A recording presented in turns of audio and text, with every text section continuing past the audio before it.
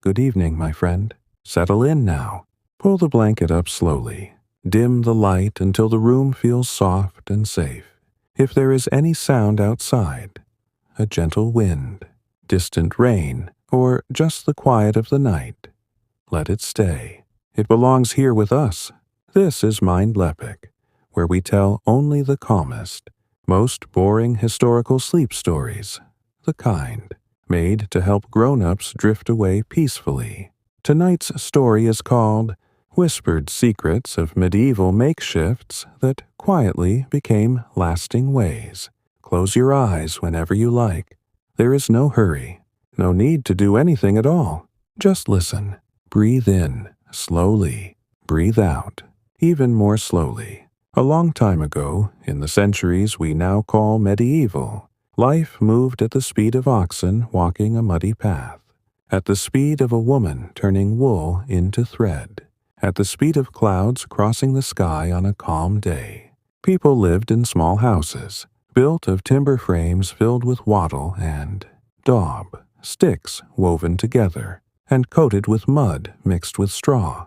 Roofs were thick thatch, layered so carefully that rain slid off in long silver lines instead of soaking through. Inside, the floor was packed earth, sometimes covered with fresh rushes or straw that gave a faint, sweet smell when stepped on. A central hearth burned most of the day and night, sending thin smoke up through a hole in the roof or, in later times, through a simple chimney of clay or stone. The air inside always carried layers of scent. Wood smoke, drying herbs tied in bundles to the rafters, damp wool from cloaks hung near the fire, the faint sourness of old rushes that would soon be swept out and replaced. Windows were small openings, sometimes covered with stretched animal horn that let in a pale yellow light, or with wooden shutters that could be closed tight when the wind turned cold. Mornings began the same way almost every day. A woman rose first in many homes, stirring the embers back to flame with a poker, adding small sticks until the fire woke properly. She set a pot of water or thin porridge to heat, while the rest of the household slowly stirred. Bread from the day before was softened in the warm liquid, or new dough was shaped and slid onto the hot stones near the fire if the oven had been heated the night before. Outside, the village woke in pieces. A man walked to the well with 2 wooden buckets on a yoke across his shoulders, the rope creaking faintly as he lowered them.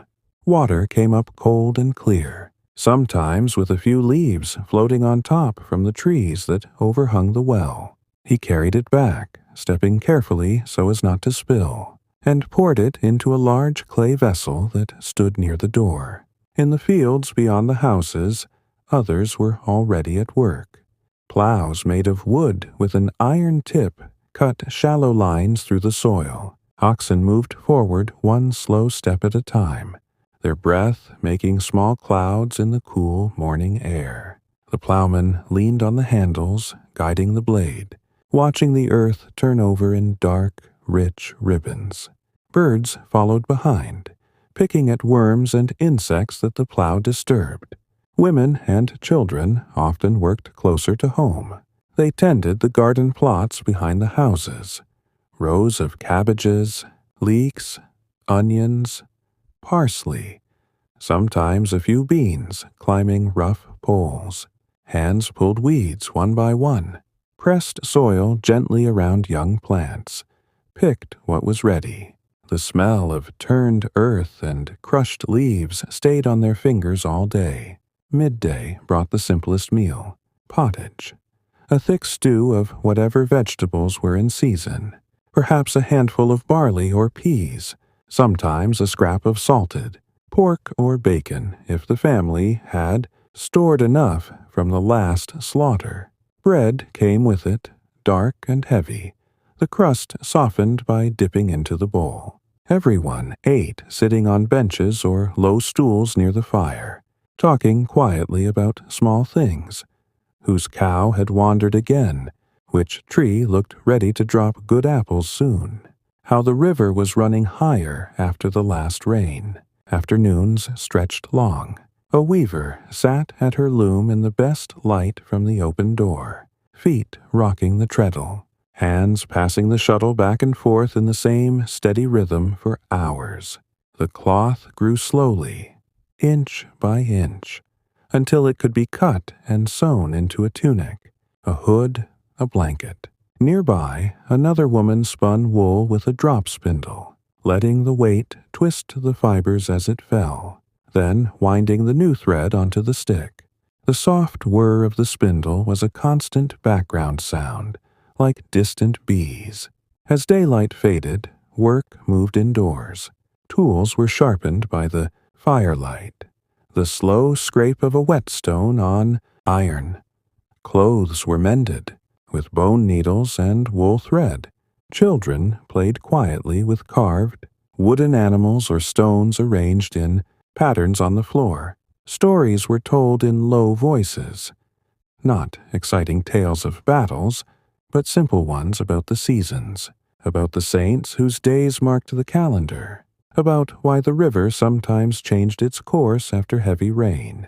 Night came early in winter, later in summer, but always the same routine closed the day, banking the fire with ash so embers would still be alive in the morning, checking that the door bar was secure, climbing into beds made of straw ticks or wool-stuffed mattresses, laid on wooden frames or simply on the floor near the warmth. Sleep arrived without hurry, carried on the sound of soft breathing and the occasional pop of the dying fire. This was the texture of those centuries, slow, repeating, gentle in its sameness. And it was inside this calm, everyday life that the small makeshifts appeared. Not planned inventions, not grand changes, just quiet solutions when something broke or failed or became too difficult. A roof began to leak in one corner after a storm.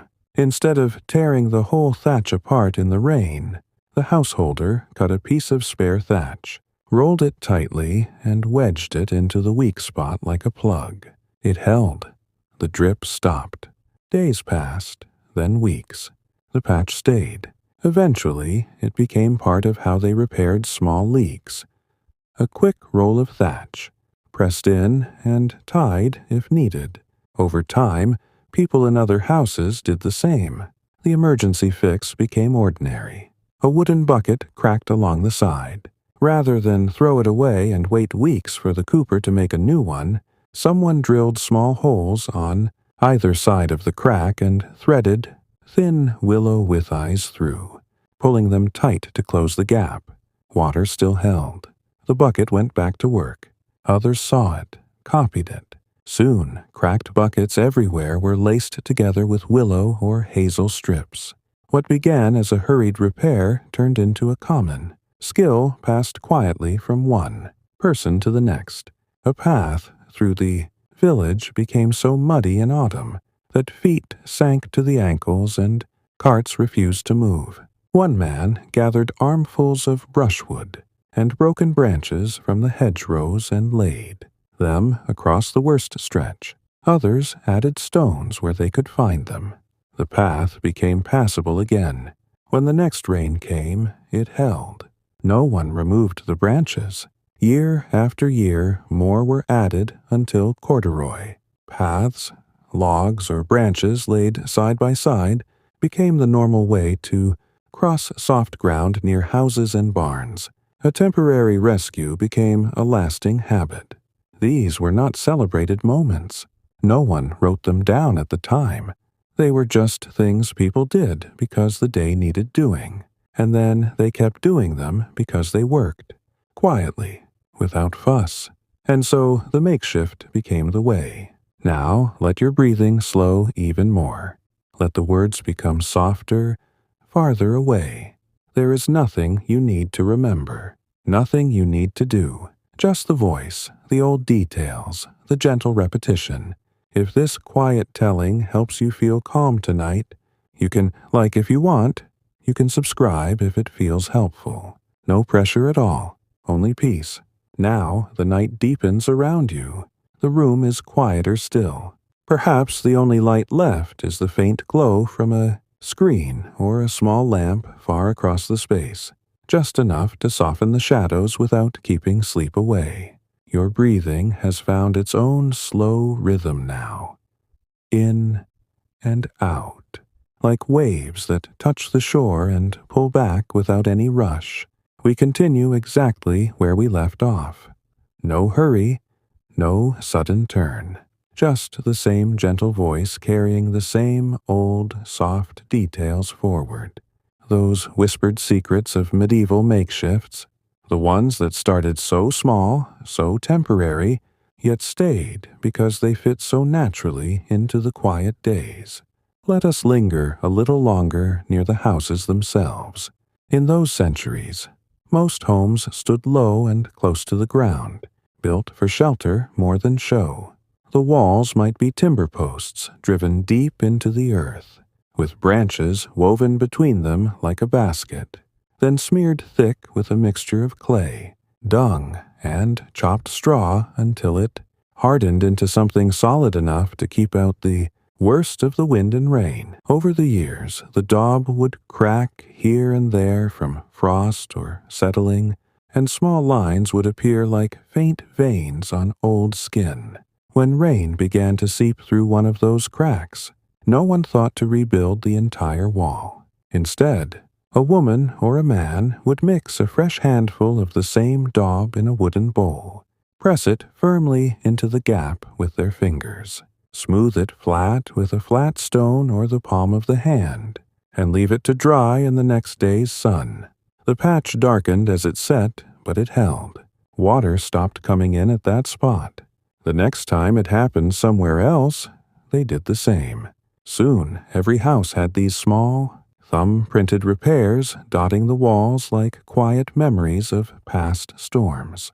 What was meant only to last until proper work could be done in drier weather simply became how walls were kept whole, patched again and again, year after year, until the whole surface looked softly mottled, comfortably lived in.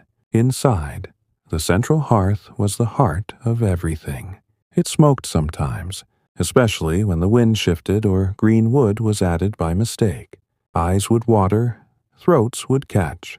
Rather than tear down the smoke hole and start over, someone might take a long, straight branch, strip its bark, and prop it at an angle inside the chimney opening to guide the smoke upward more steadily. Or they would hang a piece of old cloth or a scraped hide loosely across part of the opening, letting it flutter just enough to direct the flow without blocking it completely. These small adjustments worked. Smoke rose cleaner. The room stayed warmer without the constant sting in the air. Neighbors noticed. They tried it too. Over decades, the propped branch or the hanging flap became so common that no one remembered. A time when hearths had not had them. They were no longer fixes. They were simply part of a proper hearth. Floors told their own quiet stories. Packed earth served well enough in dry months, but when autumn rains turned it to sticky mud that clung to every shoe and hem, people tracked it inside no matter how carefully they scraped their feet at the door. One winter, a family gathered, armfuls of clean straw, from the barn, the kind saved for animal, bedding but spared a little, for the house, and spread it thick, across the worst areas near the hearth, and the sleeping places. It absorbed the damp, kept feet from sinking into cold mud, and gave a faint dry rustle when walked on. When the straw grew soiled or flattened, they swept most of it out and laid fresh. It was never meant to be permanent, just something to get through the wet season. But the comfort of it was noticed. Other houses copied the habit. Straw floors became rushes floors, then woven rush mats in wealthier homes. What began as an emergency layer against mud quietly turned into the normal way to cover the ground indoors, keeping the chill at bay and the house a little softer underfoot. Let your mind rest on these small pictures. There is no need to hold on to them tightly.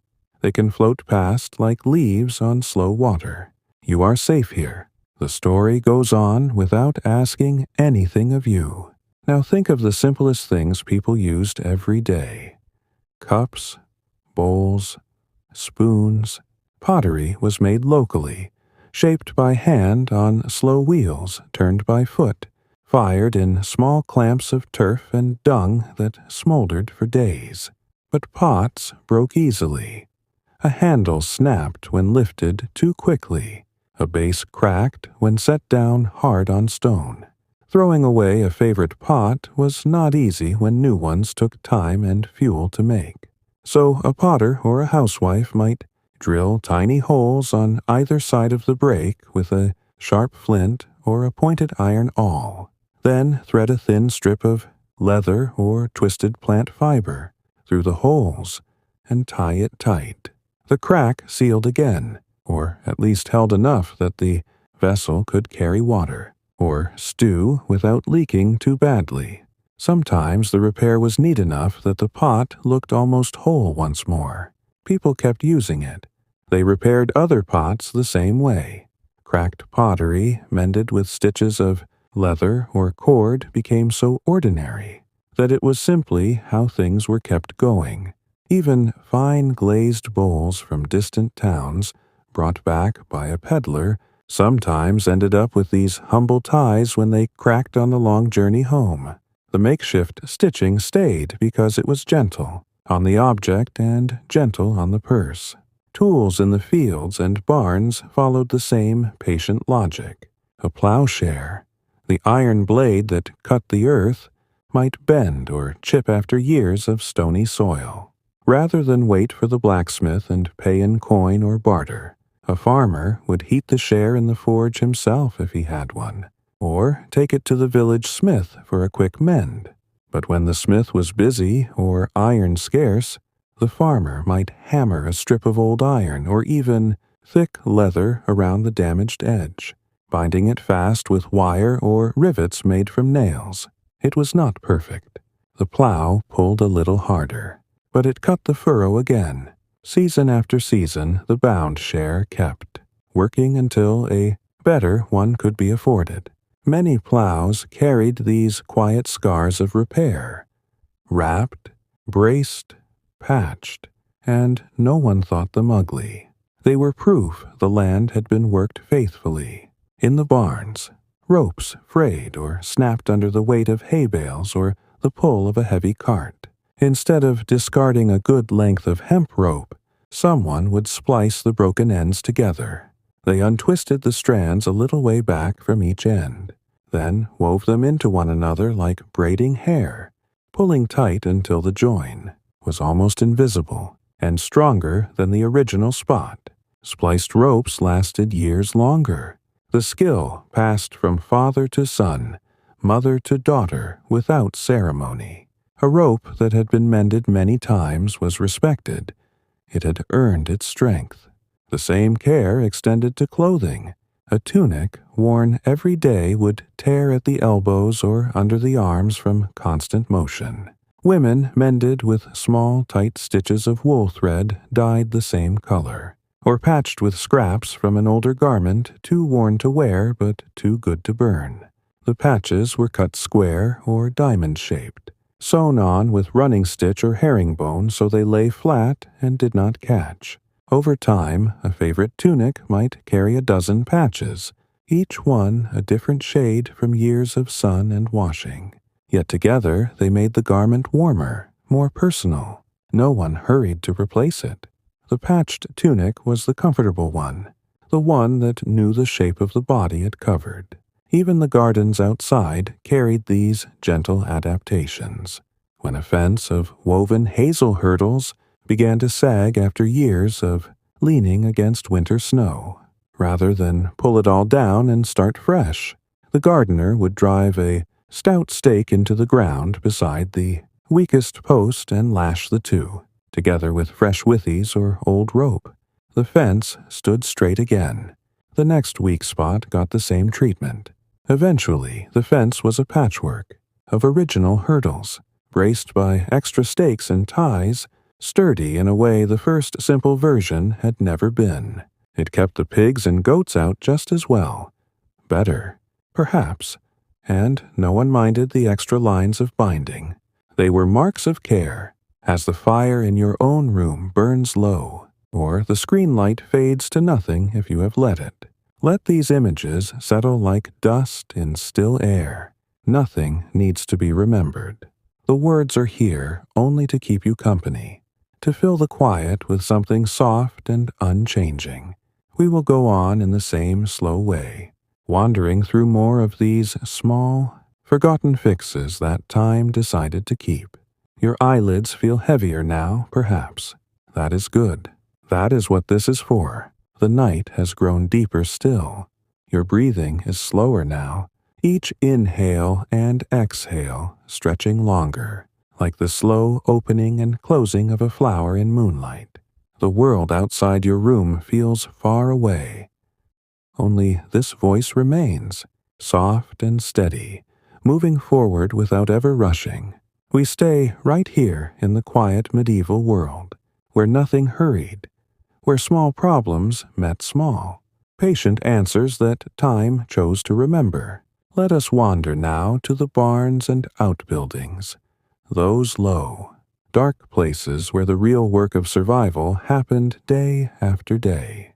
Barns were built much like houses, but larger, often with wide doors at both ends so the wind could blow through in summer to dry the hay, or so carts could pass straight through without turning. The floors were earth beaten hard by hooves and feet, sometimes scattered with straw that never quite stayed clean. Rafters overhead held bundles of dried grasses, herbs, onions, garlic, anything that needed to stay dry and away from rats. The air inside was thick with the smell of old hay, animal breath, leather harnesses hanging from pegs, and the faint metallic tang of iron tools resting against the walls. One common trouble was the sagging roof beam. After years of heavy snow in winter, or the weight of too many hay bales stacked high, a main beam would bow downward in the middle, creaking ominously on windy nights. No one wanted to replace the entire beam. That meant taking the roof off, finding a new tree tall enough, shaping it by axe and adze, hauling it into place with ropes and men and oxen. Too much work for one season. So instead, a farmer would find a sturdy young tree still growing nearby, ash or oak, straight and strong, cut it to length, strip the bark, and set it upright beneath the sagging beam like a new post. He wedged it tight with stones or wooden chocks at the base, then lashed the top to the beam with thick rope or leather thongs, soaked in water so they would shrink. Tight as they dried, the beam stopped dropping. The roof held steady again. The post stayed there through the next winter and the one after. When the beam sagged somewhere else, another post went up. Soon, many barns had these quiet forest-born, supports marching down the center or along the sides, not planned, not pretty, but reliable. People stopped calling them emergency props. They were simply the barn's bones, added one by one over the decades. Hay itself told similar tales. In a good year, the hayricks rose tall outside the barn. Great rounded stacks, shaped by careful hands, thatched on top to shed rain like a thatched roof. But rats and mice always found their way in, gnawing tunnels, spoiling what they could not eat. One clever soul took to wrapping the base of the stack with a wide band of thorny brambles or sharp blackthorn cuttings, tied in a loose ring about knee-high. The prickles kept small paws away better than any trap. The hay stayed cleaner. When the next stack was built, the same thorny girdle went around it. Word spread quietly from farm to farm. Thorny bands became standard. Not beautiful, but they worked without poison or constant watching. A simple hedge clipping turned permanent guardian. Inside the barn, Harnesses and yokes wore thin, leather cracked from sun and sweat. Wooden yokes split along the grain after too many heavy pulls. Repair was constant but never dramatic. A split yoke might be bound with fresh green, willow bark wound tight while still damp, drying to iron hardness as it shrank, or iron straps, old horseshoe, iron beaten flat, would be nailed or riveted across the crack. The yoke grew heavier with each repair, but it lasted longer than a new one might have in hard use. Farmers came to prefer the old, patched yokes. They knew the feel, the balance, the places where the wood had been strengthened just right. A new yoke felt stiff and unfamiliar. The mended one knew the oxen's shoulders already. Let these pictures rest lightly in your mind. No need to picture them sharply. Let them blur at the edges, like memories half dreamed. Your body grows heavier against the mattress now. The blanket feels warmer, softer. Sleep is not far. It waits patiently, the way everything waited in those old days. Now consider the wells, those deep, cool mouths in the village green or beside the houses.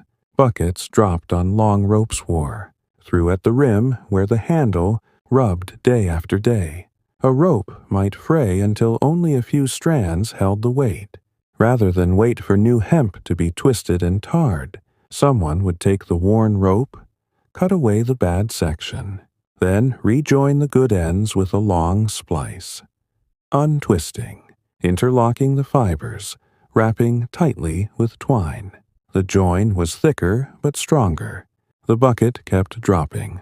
Water kept coming up cold and sweet. Spliced ropes became the rule rather than the exception. A well rope that had never been mended was rare. One with many splices was trusted more, because every weak place had already been found and fixed. Sometimes the bucket itself, wooden staves bound with iron hoops, would spring a leak between the staves as the wood dried and shrank in summer heat. A quick fix was to soak the bucket overnight in the stream or pond. The wood swelled again, closing the gaps. If that was not enough, thin strips of willow or hazel were wound around the outside like extra hoops, pulled tight and pegged. The bucket held water once more. Many buckets carried these extra windings, layer upon layer over the years, until they looked fat and banded like barrels. They leaked less, lasted longer. The temporary binding settled in as tradition. Even the village paths carried these gentle histories. In spring, the mud grew deep, sucking at cartwheels and boots alike. One year, a man laid flat stones from the riverbed along the worst stretch, outside his door, not a full pavement, just enough to keep his own feet dry and his wife from complaining. Neighbors saw how the stones stayed firm when the ground around them turned to soup. They gathered their own stones, laid them end to end. Over seasons, the path grew a rough stone surface in places, not smooth, like a lord's courtyard, but steady enough that carts no longer bogged down so often. No one planned a paved road. It simply happened, stone by stone, need by need, until the way through the village felt firmer underfoot than it ever had before. Gates and fences told the same story. A gate of woven hurdles might rot at the bottom where it touched wet ground. Instead of making a whole new gate, the farmer sawed off the rotten ends, then nailed or lashed on fresh hazel rods to lengthen the uprights again. The gate swung a little shorter, but it closed properly and kept animals in. Next time, the same. Gates grew shorter over the years, patched upward with new wood, until some looked pieced together like quilts. Yet they worked. They lasted. No one hurried to replace them with something finer. The churchyard yew trees, ancient even then, sometimes dropped heavy branches in storms. Rather than leave the gap, the sexton or a villager would trim the broken end clean, then graft a young shoot from another yew onto the stump. A simple notch, a tight binding of cloth or bark, a little wax or clay to seal it. The graft took root more often than not. The tree healed, grew on. Yews in churchyards became famous for their patched, many trunked shapes, each scar a quiet story of survival. As your thoughts grow quieter, let the weight of your arms and legs sink deeper. The story flows on like a slow river at night. No rapids, no falls, just steady movement carrying you toward rest. More small secrets wait ahead, each one softer than the last. There is time, always time. The hours have slipped further into the quiet dark. Your body feels heavier now, sunk deeper into the bed, as though the mattress itself is gently rising to meet you. Each breath comes slower, softer, carrying less effort with every cycle. The voice continues without change, low, even, never rising, never falling away too quickly. We remain in that same unhurried medieval world, where solutions arrived not with noise or fanfare, but with the patient hands of people who simply wanted the day to keep moving forward gently. Let us drift now toward the kitchens and cooking places, those warm corners of every home where fire met. Food in the simplest ways. Most cooking happened at the open hearth. A large iron cauldron hung from a chain or a wooden crook that could be swung in or out over the flames. Pottage simmered there for hours. Barley, dried peas, whatever roots had been pulled from the garden. A handful of wild greens if they could be found. Sometimes a bone saved from Sunday's meat to give depth to the broth. The fire needed tending constantly. Small logs pushed in, ashes raked aside, so heat reached the pot evenly. But the crook itself, that curved branch or iron hook from which the cauldron hung, often wore thin or bent from years of weight and heat. When the crook began to sag dangerously, threatening to drop the whole pot into the fire one day, no one rushed to forge a new iron one if the smith was far or iron costly. Instead, a thick branch of green hazel or ash was cut fresh from the hedge, bent into shape while still pliable, then lashed tightly to the old crook with wet leather thongs or strong hemp twine. As the wood dried, it shrank, pulling the binding even tighter. The reinforced crook held firm again. The cauldron swung safely once more. This wooden brace stayed on through many seasons. When another weak spot appeared, more wood was added, more lashing wrapped around. Over time, many hearths had crooks that looked like bundles, layers of branch and cord grown thick and dark from smoke. Yet they never failed. What started as a single emergency prop became the way hearths were kept strong, quietly and without remark. Bread ovens stood outside many homes, small, dome-shaped structures of clay and stone, heated by a fire built inside, then raked out so the hot walls baked the loaves. The door, often just a flat stone or wooden board, warped with heat and damp over the years. It no longer fit snugly, letting heat escape and smoke drift back into the baker's face. Rather than carve a new door each time, the baker would take scraps of old cloth, soak them in water mixed with clay, and press them into the gaps around the edges like a soft seal. When dry, the clay cloth mixture hardened, just enough to block drafts without cracking too badly. The oven held heat better. Bread rose more evenly. The next time the fit grew loose, the same damp clay and rag packing went in again. Soon this became routine. Every oven door carried its quiet ring of patched clay, renewed after every few bakings. No one called it a repair anymore. It was simply how doors were made to fit. Spits for roasting, long iron rods, turned slowly over the fire, sometimes bent from the weight of a whole pig or sheep on feast days. A bent spit turned unevenly, charring one side while leaving the other raw. The cook would heat the rod in the flames until it glowed dull red, then hammer it straight again on a flat stone anvil by the hearth. If the bend returned too often, thin iron strips salvaged from broken. Tools were wrapped and riveted around the weak section like a sleeve. The spit grew thicker there, heavier, but it turned true once more. Many spits carried these banded places, dark, hammered scars that told of countless feasts saved. They were trusted more than smooth new ones. The extra metal had proven itself. Let the details settle like fine dust in sunlight. Soft, barely noticed, drifting away as soon as you try to hold them. Your shoulders loosen further now. The jaw softens. The forehead smooths. Sleep hovers close, patient as an old friend waiting in the next room. Water-carrying vessels wore their own histories.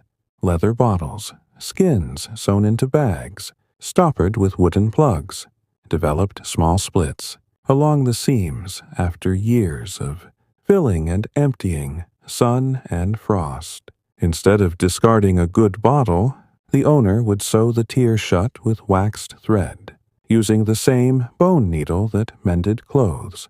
If the leather grew too brittle, a patch of thinner hide was cut and stitched over the weak area like a bandage. The bottle held water again, perhaps with a faint new taste of leather and wax, but it served. Patched bottles passed from hand to hand, farm to farm. A bottle without at least one mend was new, and therefore untested. In larger households with more mouths to feed, wooden trenchers, flat boards used as plates, cracked along the grain from knife cuts and hot broths. Rather than plane a new board each time, the crack was drilled at both ends with a small auger or hot iron poker. Then, a thin wooden peg or thorn was driven in to stop the split spreading. Sometimes the pegs were left proud, sometimes shaved flush. Over years, a single trencher might carry a dozen such pegs, like tiny stitches across its face. These pegged trenchers were the most used ones. Sturdy, familiar, never slippery under the knife. New wood felt too smooth, too eager to split again. Even the simple act of sweeping the floor carried its makeshift memory. Brooms were made from bundles of birch twigs tied to a long handle. The twigs wore down quickly, snapping off against the hard earth. When too few remained to sweep properly, rather than bind a whole new head, fresh twigs were pushed into the center of the old bundle and, tied in place with more twine, the broom grew thicker at the business end, heavier to swing, but it swept cleaner for longer. Many brooms looked shaggy and layered, built up over seasons.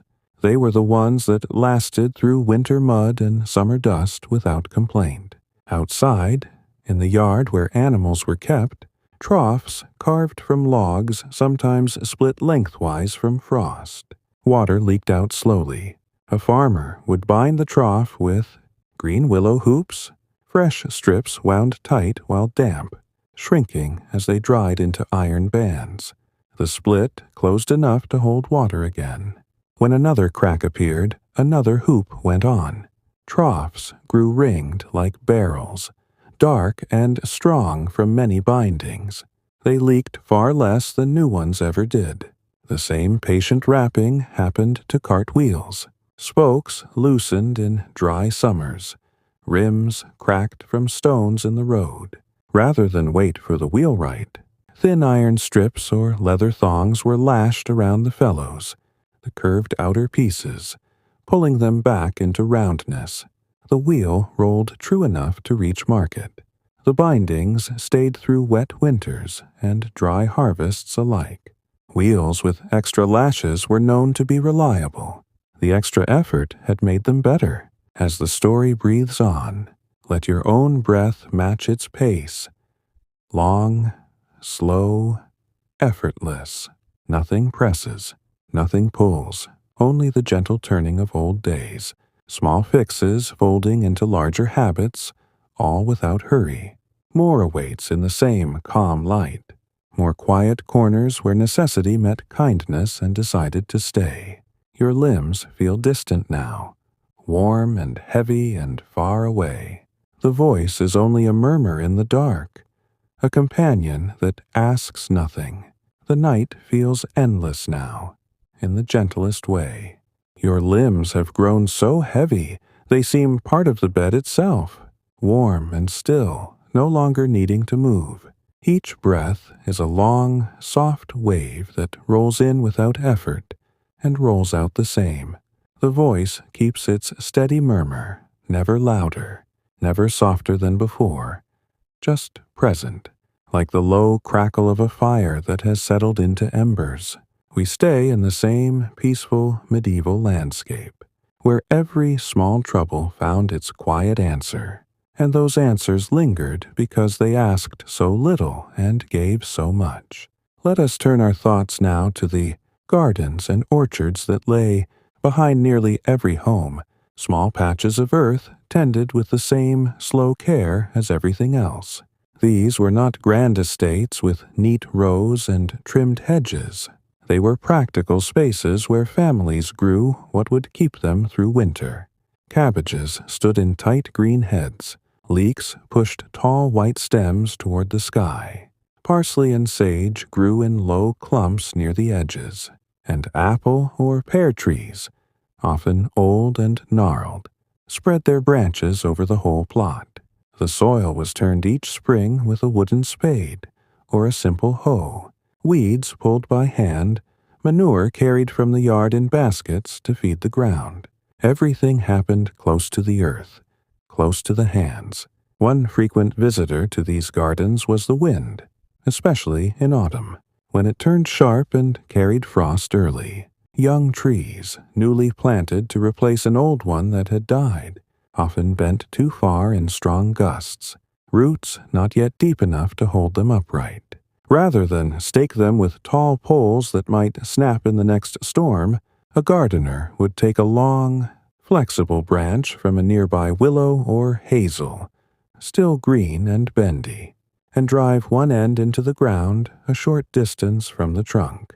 The other end was gently bent and tied to the young tree with soft strips of cloth, old twine, or even braided grass. The branch acted like a living spring. It gave when the wind pushed, then pulled the tree back straight when the gust passed. The sapling stayed upright through the worst nights. Roots grew deeper undisturbed.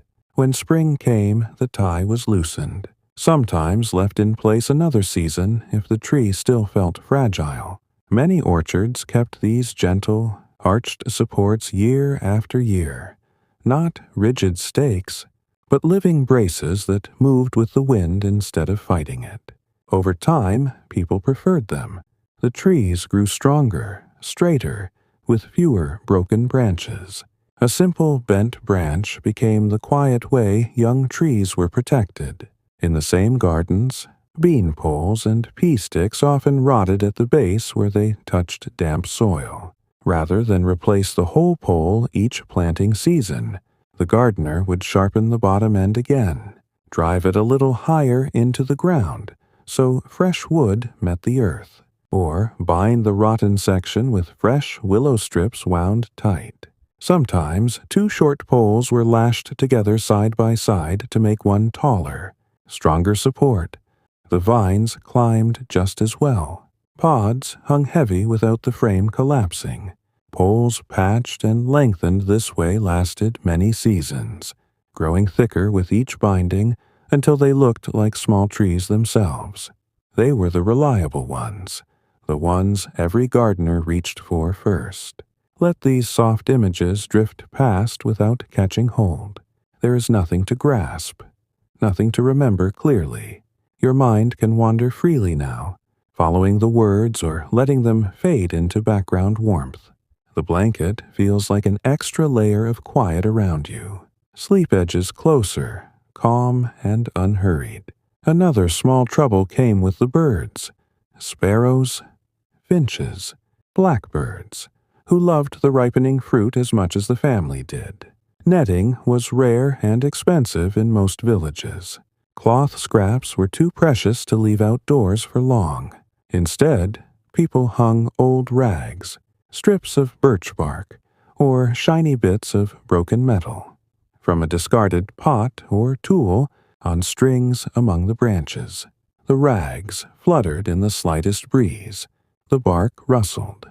The metal caught light and flashed. Birds startled easily at first, then grew wary of the whole tree. The fruit ripened with fewer pecks taken. When the wind tore a strip loose, another was tied in its place, often something new, a feather from a chicken, a twist of colored wool, a small bell if one could be spared. Over years, the fruit trees became dressed in these gentle, fluttering guardians, a soft, moving patchwork that moved with every breath of air. No one planned the display. It simply grew, branch by branch, season by season, until the orchard whispered and shimmered on windy days, and the birds learned to look elsewhere. Compost heaps, piles of kitchen scraps, garden trimmings, animal bedding, sometimes grew too wet in heavy rains, turning sour and slow to break down. To help air reach the center and speed the rotting, a farmer might drive a stout stake down through the middle of the pile, then pull it out again, leaving a narrow chimney of air. When the heap settled and closed the hole, the stake went in once more. Sometimes several holes were made this way. The compost heated evenly, turned sweet-smelling instead of rank. The simple poking became habit. Every few weeks the stake was pushed through, turned, pulled free. Many heaps carried these invisible tunnels, quietly feeding the soil without extra work. Even the garden paths, narrow tracks between the rows, turned muddy and slippery after rain. One woman began laying flat stones or broken roof tiles along her own path to keep her skirts clean. When she went out to pick herbs, she set them close together, pressing them into the soft earth until they sat firm. The next rain came. The stones stayed dry on top. Her feet no longer sank. Neighbors noticed how easy it looked. Soon, other paths gained their own quiet lines of stone or tile. Not a full pavement, just enough scattered pieces to bridge the worst spots. Paths grew firmer underfoot. Weeds found it harder to root between the stones, and walking to the garden became a small, daily comfort instead of a chore. Insects troubled the cabbages and kale, small green worms that chewed holes in leaves until the heads looked ragged. Rather than pull every plant, people learned to pick the worms by hand in early morning, when they were slow and easy to find. But to keep birds from eating the cabbage before the family could, a few branches were stuck into the soil around each plant and draped with thin string or horsehair, crisscrossed above like a loose net. The strings caught the light, moved slightly, kept birds at a wary distance. The worms were still picked off daily, but the heads grew whole. This delicate web of string and hair became common, almost invisible from afar, yet effective. Gardens looked the same, but underneath the leaves the small protections stayed. As the night carries on, let your eyelids grow heavier still. The story has no end in sight, no hurry to reach one. It simply continues, layer upon layer of small, forgotten kindnesses to the earth and to daily life. Your breathing deepens further.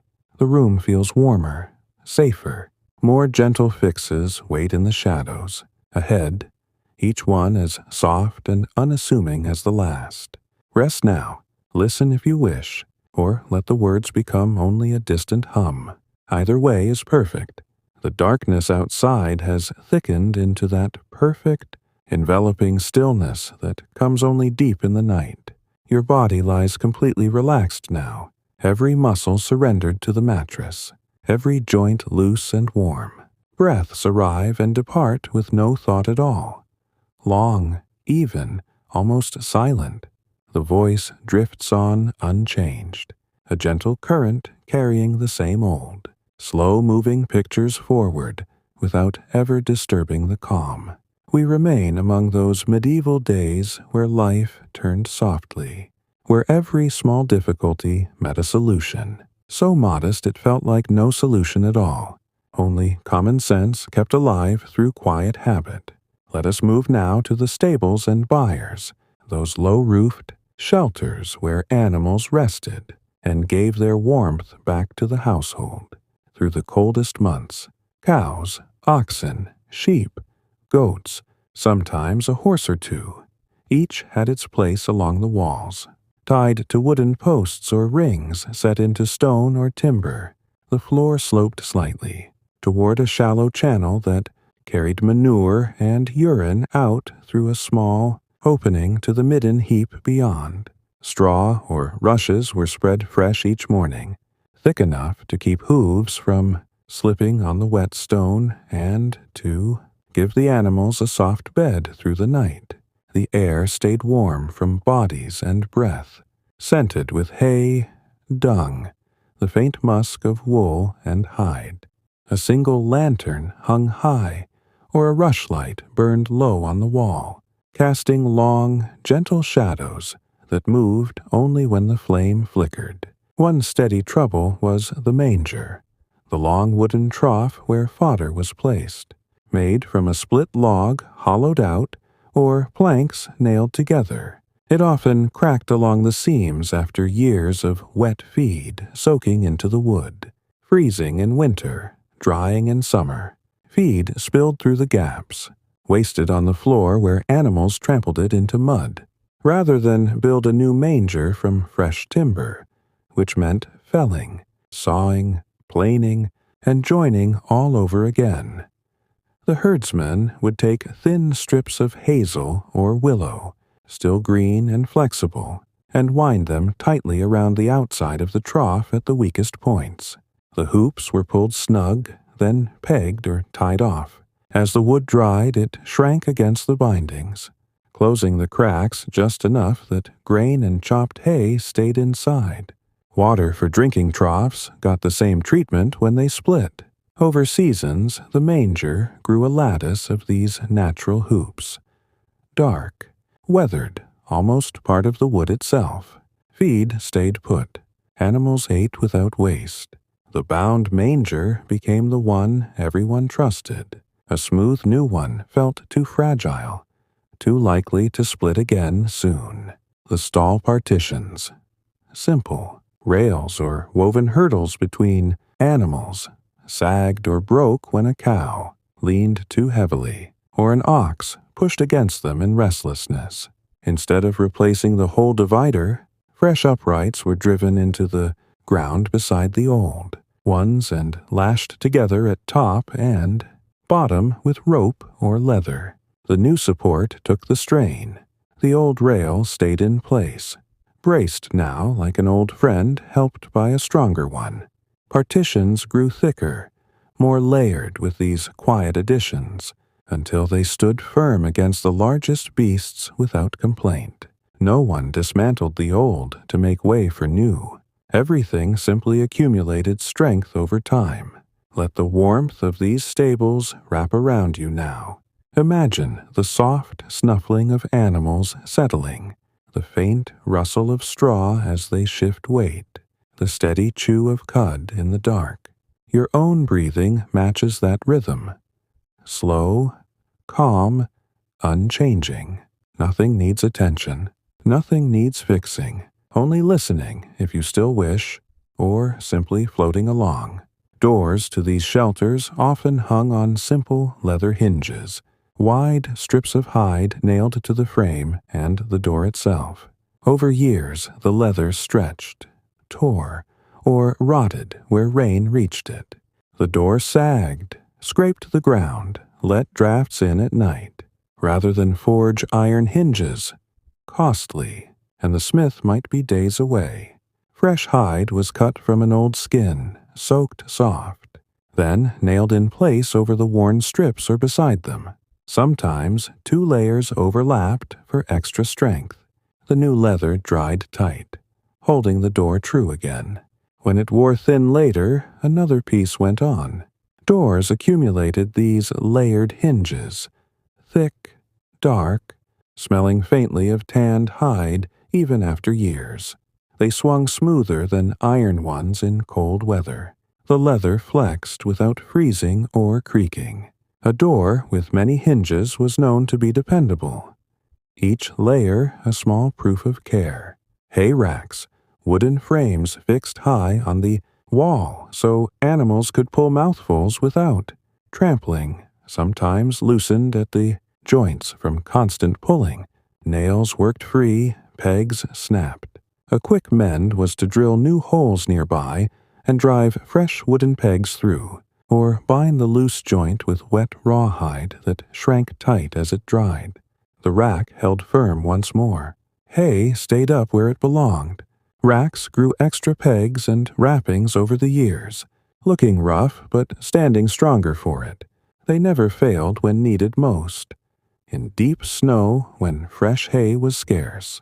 Even the simple halters and leads frayed or broke. A rope halter might part under strain when leading an ox to the field. Rather than weave a whole new one, the broken ends were spliced back together, fibers untwisted, interwoven carefully, pulled tight until the join vanished into the line. A spliced halter was often stronger at that point than before. It was used again the next day without hesitation. Many halters carried multiple splices. Thick places that spoke of hard work survived. A smooth, unbroken rope felt almost suspicious. The spliced one had already proven itself. The byre windows, small openings high in the wall to let light and air in without letting warmth out, were covered with wooden shutters or oiled cloth stretched on frames. Cloth tore in wind, wood warped in damp. A torn cloth was patched with another scrap sewn over the hole, edges turned and stitched tight. A warped shutter was planed, lightly or wedged with a thin sliver of wood, until it fit again. Sometimes both were replaced with a fresh piece of horn shaved thin, translucent, letting soft light through while keeping out rain. But often the old patched covering stayed because it still worked. Windows carried these quiet mends, stitched cloth, wedged wood, layered horn, each one keeping the animals comfortable through another season.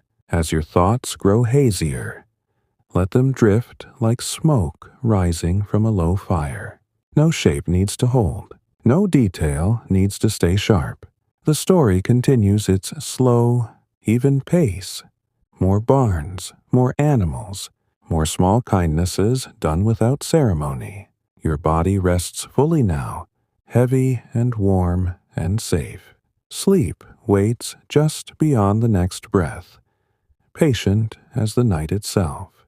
More gentle ways lie ahead, each one softer, quieter, easier to let go. The deepest part of the night has arrived now, that hour when everything outside seems to hold its breath.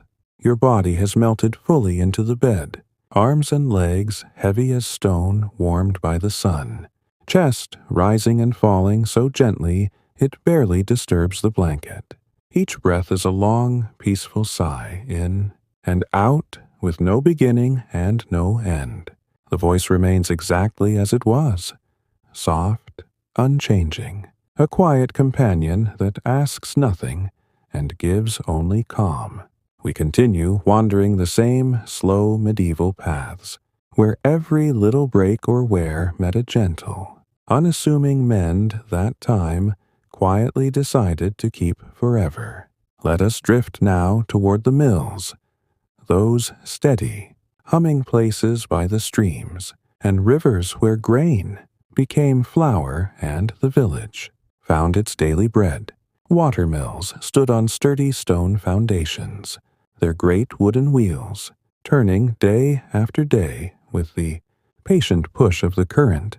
The wheel itself was built of thick spokes radiating from a heavy hub, rimmed with paddles that caught the water and carried it around in endless circles. Inside the mill house, massive millstones, upper and lower, ground the grain between them, the top one turning slowly on an axle driven by the wheel outside.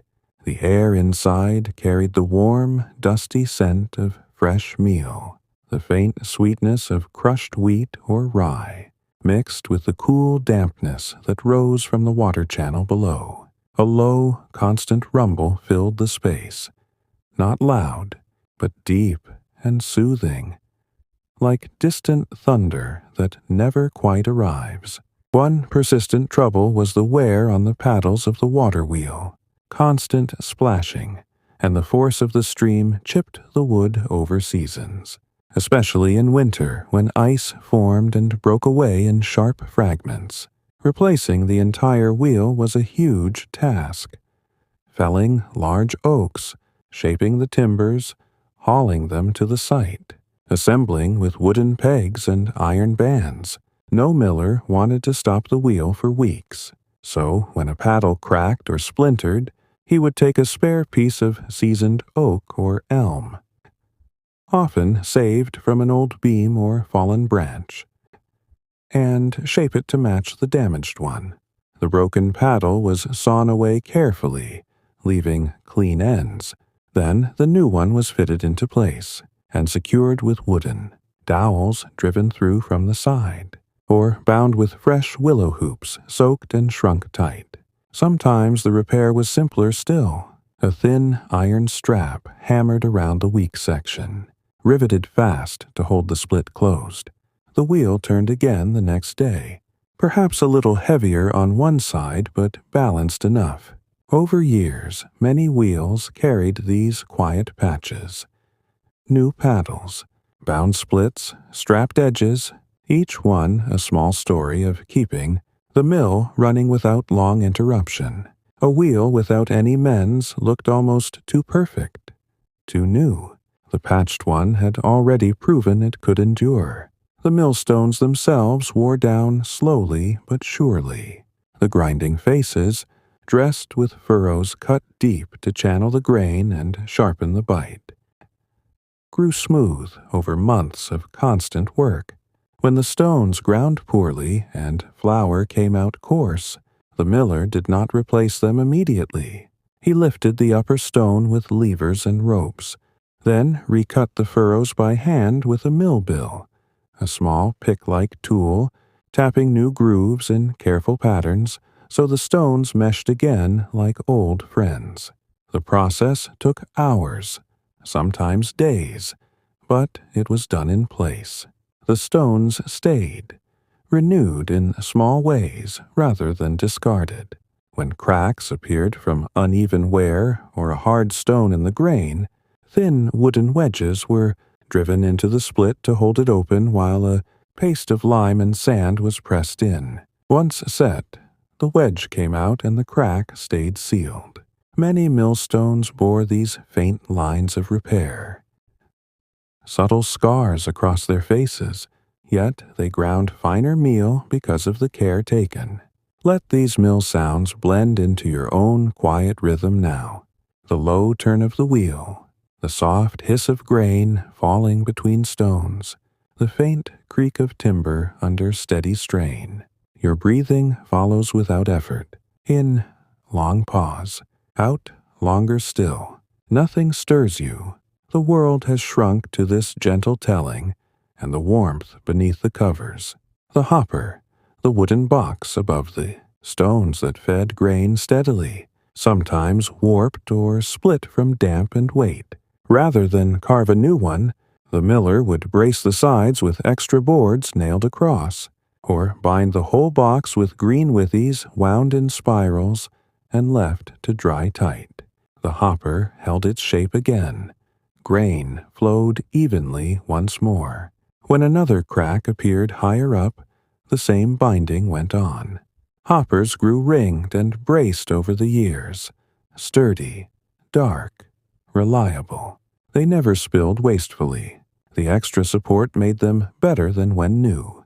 The sluice gates, wooden boards that controlled the water flow to the wheel, swelled in wet seasons and stuck, or shrank in dry ones and leaked. A simple fix was to plane the edges lightly when swollen, or wedge thin strips of wood along the sides when gaps appeared.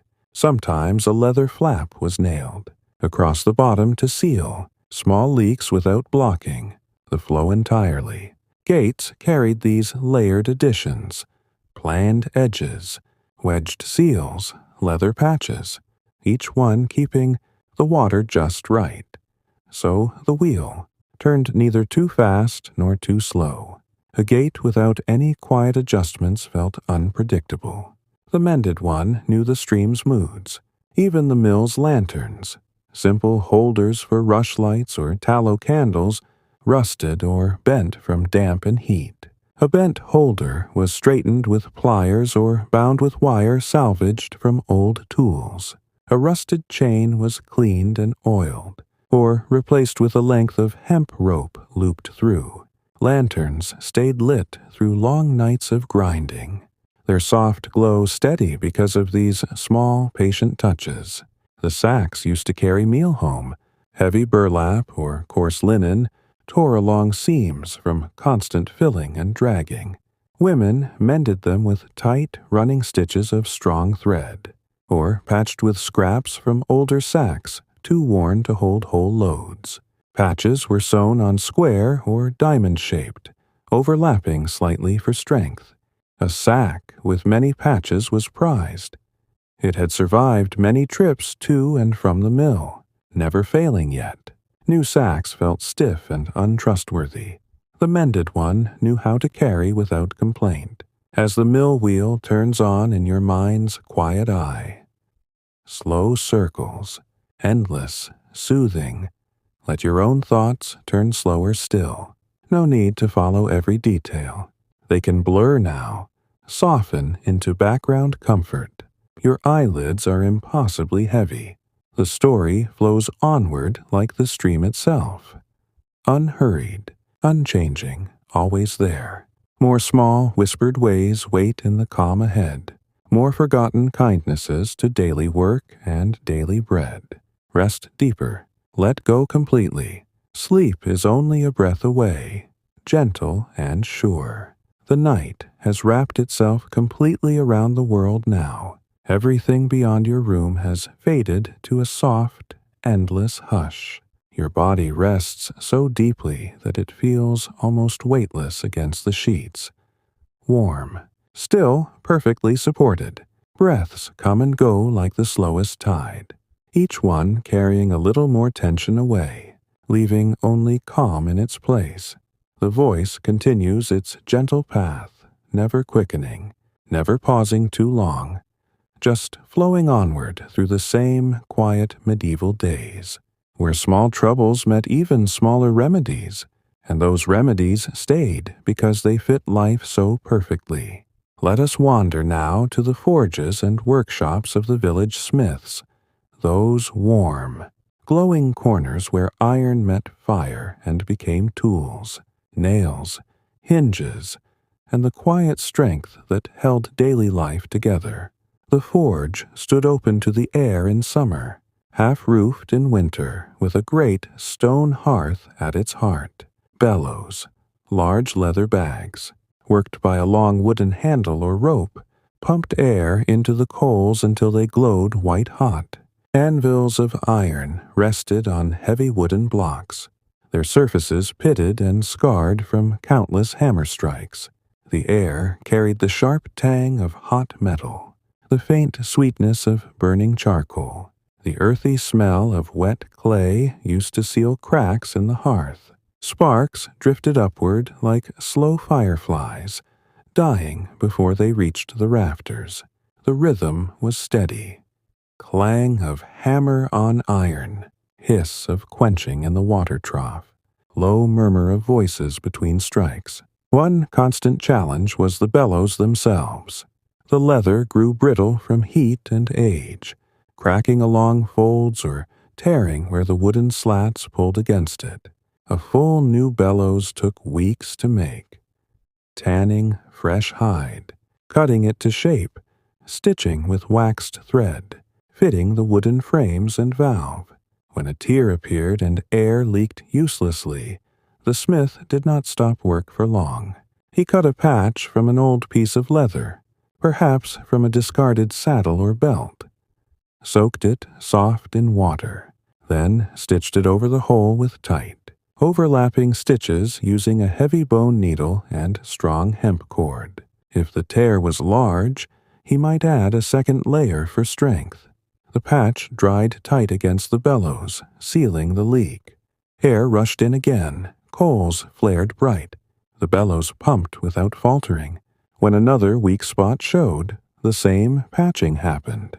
Over years, many bellows carried quilts of these leather repairs. Dark, thick, almost armored in places. Yet they worked better than new ones. The extra layers made them tougher against the constant heat and pull. A bellows without patches felt fragile, unproven. The anvil itself sometimes cracked under heavy use. A hairline split from striking too hard or from hidden flaws in the iron. Replacing an anvil was rare. They were heirlooms, passed down or bought at great cost. Instead, the smith drilled small holes at each end of the crack with a hand, drill or hot punch, then drove iron pins or rivets through to draw the split together. Sometimes he wrapped the anvil body with iron bands heated red and shrunk on as they cooled. The crack stayed closed. The anvil rang true again.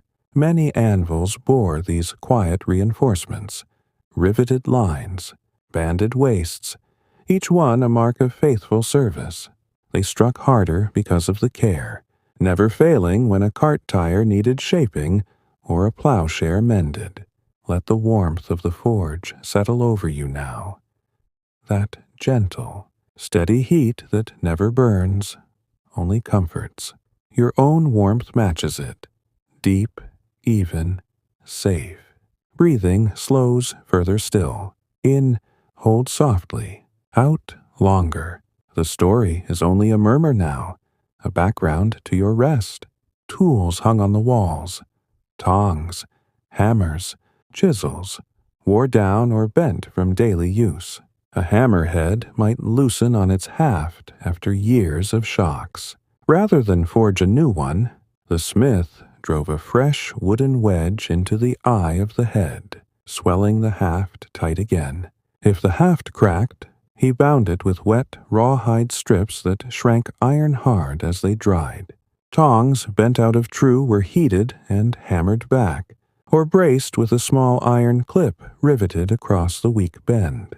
Chisels chipped at the edge were ground back on a stone wheel, then hardened again in the coals and quenched.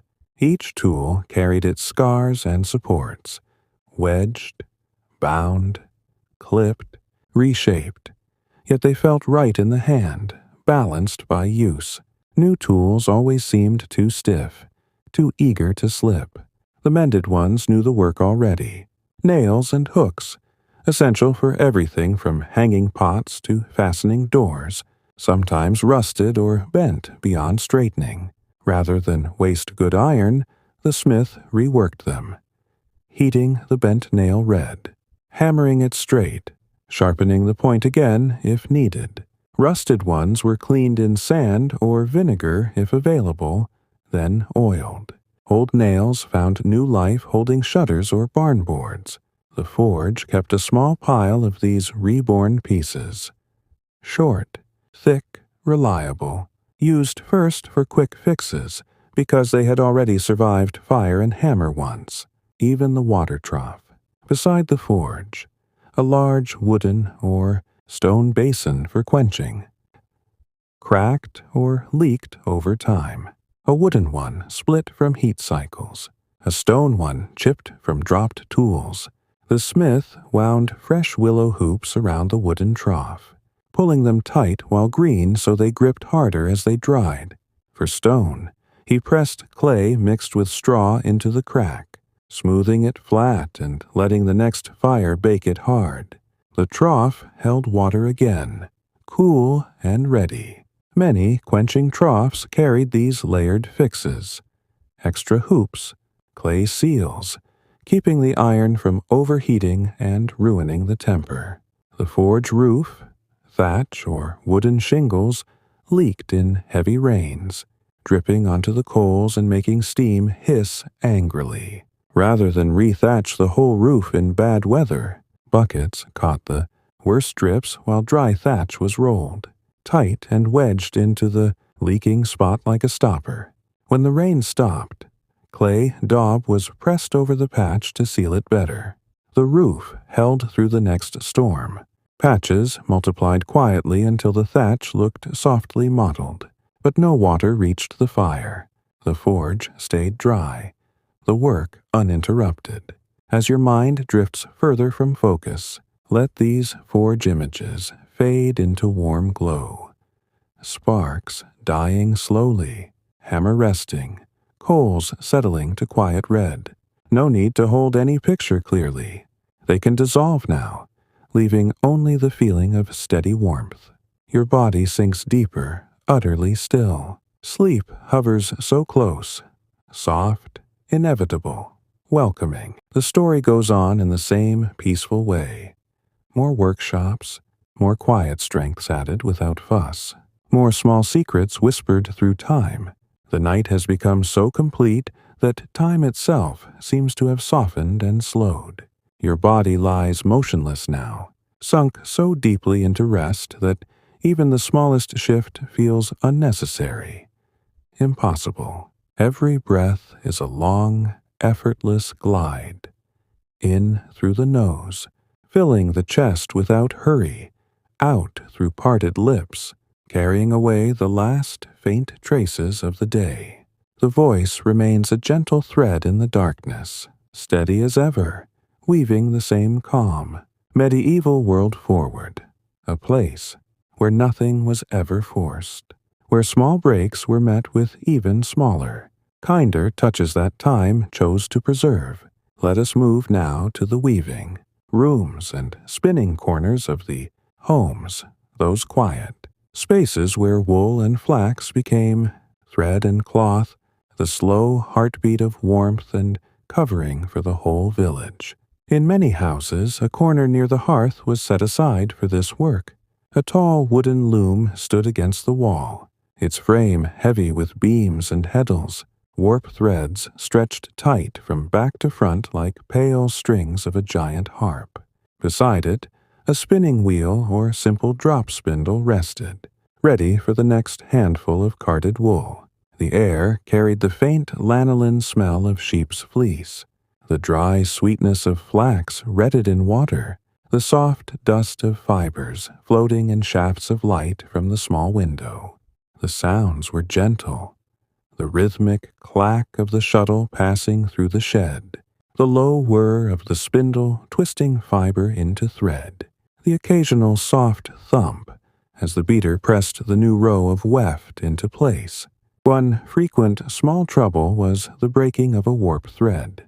The long vertical threads, often hundreds stretched across the loom, could snap from too much tension, a knot in the yarn, or simply the steady wear of days of weaving.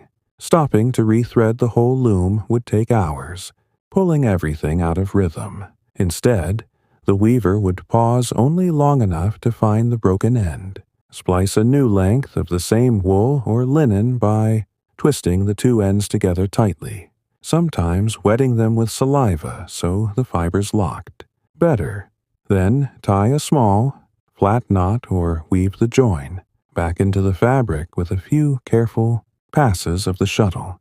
The break vanished into the cloth almost invisibly. Weaving continued without losing more than a few minutes. Over months, a single piece of cloth might carry dozens of these quiet splices in the warp, faint thickenings here and there that only the weaver knew about. The loom kept its steady song. Cloth grew inch by inch. A web without any joins felt almost too perfect. too fragile. The mended one had already survived its tests. The heddles, those rows of looped cords or wires that lifted the warp threads to create the shed for the shuttle, were thin or frayed where the yarn rubbed constantly. Rather than restring the entire set, the weaver would replace only the damaged loops, cutting out the worn cord and threading a fresh length of linen twine through the same eyelets, knotting it securely top and bottom. Sometimes a small wooden peg or bone toggle was added to strengthen a weak spot. Heddles grew patched with these new cords, looking slightly uneven but lifting cleanly still. The pattern stayed true. The cloth came off the loom even and strong. Weavers came to trust the layered heddles more. Each repair a small proof of care. Let these soft rhythms blend into your own now. The slow clack, pause, clack of the shuttle, the faint whir of twisting fiber, the gentle press of the beater. Your breathing follows without thought. Slow clack in, slow clack out, endless, soothing, nothing disturbs. The blanket holds you perfectly. Sleep breathes beside you, closer with every word. The shuttles themselves, smooth wooden pieces shaped to fit the hand, pointed at both ends, sometimes cracked, along the grain from dropping or from years of tight packing of weft yarn. A cracked shuttle was not thrown away. The weaver drilled tiny holes on either side of the split and threaded thin wire or waxed cord through, pulling tight to close the gap, or a thin strip of leather was glued or bound around the weak section. The shuttle glided through the shed again, perhaps a little heavier but steadier. Many shuttles carried these quiet bindings, wrapped middles, laced cracks, yet they lasted longer than smooth new ones. They knew the feel of the cloth already. Spindles, simple sticks weighted at the bottom with a whirl of wood, stone, or clay, often developed small chips or cracks in the whirl from knocking against floors or walls. Rather than carve a new whirl, the spinner would bind the crack with fine thread wound tightly in spirals, or press a thin sliver of wood into the gap and secure it with glue made from boiled animal hide.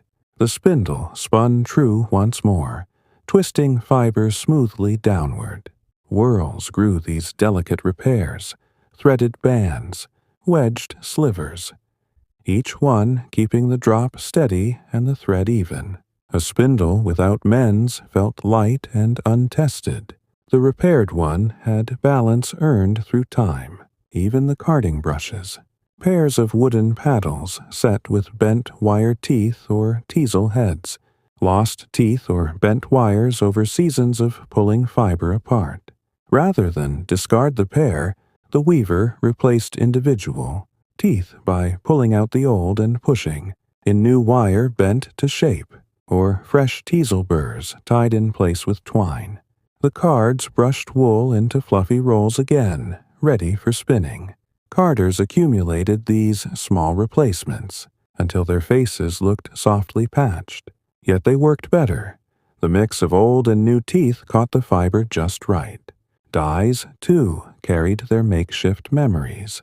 When a pot of woad or madder boiled low and scorched at the bottom, ruining the color for that batch, the dyer scraped the burnt layer away carefully, then lined the pot with a fresh layer of clay mixed with straw to protect the iron from direct flame next time. The clay dried hard in the heat, forming a quiet shield. Pots gained these inner skins, smooth, dark clay coatings renewed after every few dye runs. Colors stayed brighter. The cloth took the hue evenly. A pot without its protective lining felt risky. The lined one was trusted for the deepest shades. Wool dyed in small batches sometimes came out uneven, one skein darker than another from slight differences in heat or stirring. Rather than waste it, The weaver blended the shades deliberately in the weaving, creating subtle stripes or checks that looked planned. What began as a hurried cover for imperfection became a favored pattern. Mottled plaids, soft gradients, born from necessity and kept for beauty. Cloth with these gentle variations felt warmer, more personal. As the weaving room fades into softer focus in your mind, let the sounds dissolve. Clack, whir, thump, all blending into one low, comforting hum.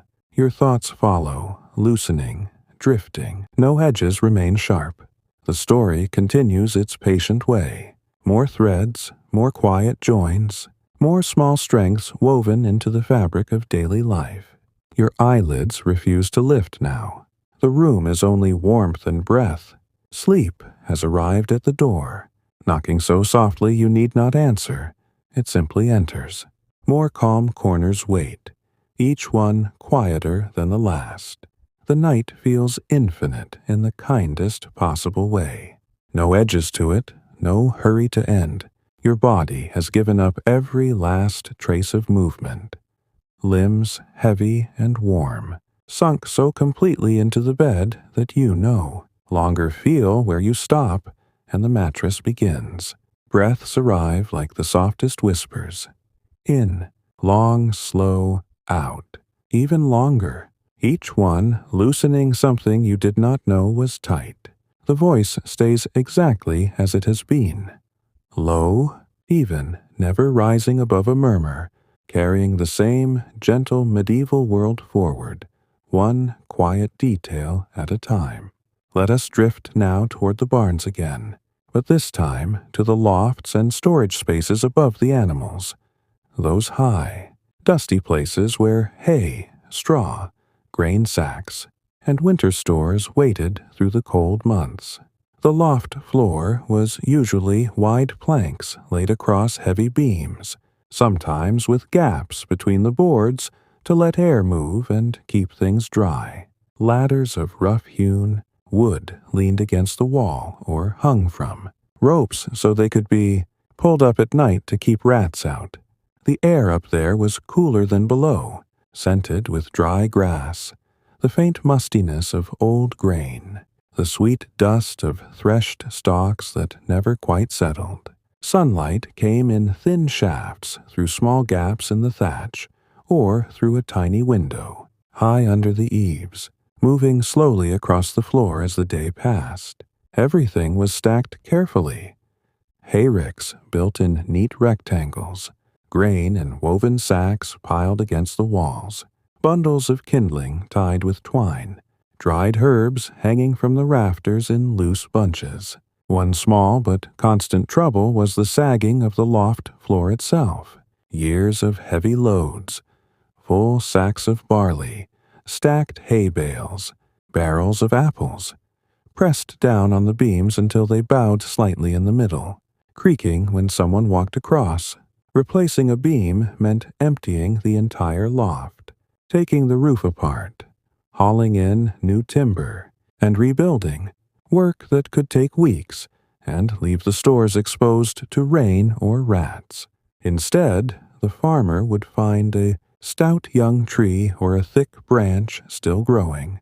Nearby, straight ash or oak, cut it to length, strip the bark, and set it upright beneath the weakest part of the beam like a new pillar. He wedged the top tight against the beam with flat stones or wooden shims, then secured it with iron spikes driven in at an angle or thick rope lashed around both beam and post. The floor stopped dipping. The creak disappeared. The loft held its load steady again. When another beam began to sag somewhere else, another post went up. Over decades, the loft filled with these quiet forest supports. Tall, slender pillars marching beneath the beams, sometimes braced with diagonal struts for extra strength. No one called them temporary anymore. They were simply the loft's new bones, grown stronger with every addition. Hay bales or loose stacks sometimes shifted and settled unevenly, creating hollows where mice could burrow or where damp air could collect and spoil the feed. To keep things level and dry, the farmer would poke long poles or thin branches through the stack at intervals, propping them against the floor or tying them to the rafters so the hay stayed packed tight. When a hollow appeared later, another pole went in. The stacks grew these internal braces, invisible from outside, but holding everything firm and airy. Hay stayed sweet longer, less likely to heat and mold. A stack without these quiet poles felt loose and risky. The braced one had already proven safe through winter. Let these loft images settle like dust motes in a sunbeam. Floating, soft, barely there. No need to hold them. They can drift away as easily as they came. Your breathing deepens further still, so slow now that each cycle feels like a full minute of peace. The blanket is warm weight, perfect pressure. Sleep is not approaching. It is already here, wrapped around you like the loft around its stores. Sacks of grain, coarse, linen or burlap stitched at the top, sometimes split along the seams when overfilled or dragged across rough floors. Rather than empty and re-sew the whole sack, the farmer would stitch the tier shut with a large bone needle and strong twine, using overlapping stitches that pulled the edges together tightly. If the fabric was too worn, a patch of old sacking was cut and sewn over the weak area like a bandage. The sack held its load again without spilling. Grain stayed safe. Many sacks carried dozens of these quiet mends, patched sides, re-sewn bottoms, reinforced corners, each one a small history of harvests carried. A new sack felt too thin, too eager to tear. The mended one knew how to bear weight. Ropes used to hoist bales into the loft. Thick hemp lines run through pulleys nailed to the rafters, frayed at the ends or developed weak spots from constant rubbing. Rather than cut a whole new rope, the ends were whipped with twine to stop further unraveling, or the weak section was spliced by untwisting the strands, interlocking them with fresh rope and wrapping tightly. The join was thicker but stronger. The rope kept pulling loads upward without snapping. Ropes grew these spliced places, subtle bulges that spoke of careful hands. A smooth rope felt untested. The spliced one had already held through heavy lifts. Even the small ladders to the loft wore down. Rungs cracked from weight or rotted where they met the uprights from damp, rising from below. Rather than make a whole new ladder, the farmer replaced only the bad rung, sawing it out, shaping a new piece of wood to fit, and pegging or lashing it in place with fresh dowels or rope. If an upright weakened, it was braced with a diagonal strut tied or nailed across. Ladders accumulated these repairs. New rungs, braced sides, wrapped joints, growing sturdier with every fix. They held steady under boots year after year. The rafters themselves, sometimes, cracked from settling or from a heavy snow load one winter. A simple mend was to sister them, place a fresh beam alongside the old one and lash or peg the two together so the new wood took the strain. The crack stayed closed. The roof held firm. Rafters grew these quiet companions, doubled in places, tripled in others, stronger than when first built. As your mind grows hazier still, let the loft fade into soft shadow. The scent of hay, the faint creak of beams, the slow drift of dust in thin light. None of it needs to stay clear. It can blur now, blend into warmth and quiet. Your body is completely still, completely at rest. The story breathes on without you needing to follow closely. More storage, more gentle supports, more small ways the past kept itself safe and dry. Sleep holds you fully now. No effort left, only peace. The night stretches on without measure or end. Everything has become stillness, the kind so deep that even the faintest sound feels distant, wrapped in cotton. Your body rests as if it has always been this way, completely given over, limbs forgotten, chest rising and falling in the slowest, softest rhythm possible. Each breath is a long, quiet gift. In, lingering, out, lingering longer, carrying nothing but peace. The voice continues its gentle, unchanging flow, never louder than a whisper, never faster than the turning of a slow season, guiding you deeper into the same calm medieval world, where every small wear or weakness found its modest, patient companion that time quietly allowed to remain. Let us turn our thoughts now to the wells and springs that serve the villages, those quiet, cool sources hidden in greens or beside houses, where water rose clear and steady year after year. A well was usually a simple shaft, lined with stones or timber, wide enough for a bucket to pass, covered with a low wooden roof or a stone cap to keep leaves and animals out. A long rope or chain hung from a windlass, a wooden drum turned by a handle, lowering the bucket down and pulling it up again, full and dripping. The water tasted of earth and stone, cold even in summer, sweeter than any stream for drinking or cooking. Around the well the ground stayed damp. Grass grew thick and green. Sometimes a few wildflowers pushed through the cracks between stones. People came morning and evening, buckets swinging gently, voices low as they greeted neighbors or shared small news of the day. One steady, gentle trouble was the rope wearing thin, where it rubbed against the rim of the well or the edge of the windlass. Constant lowering and raising frayed the hemp fibers until strands parted, and the rope grew dangerously thin at that spot.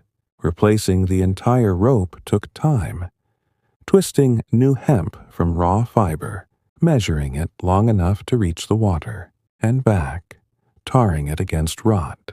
When the weak place appeared, and threatened to snap one day with a full bucket, the well-keeper did not wait.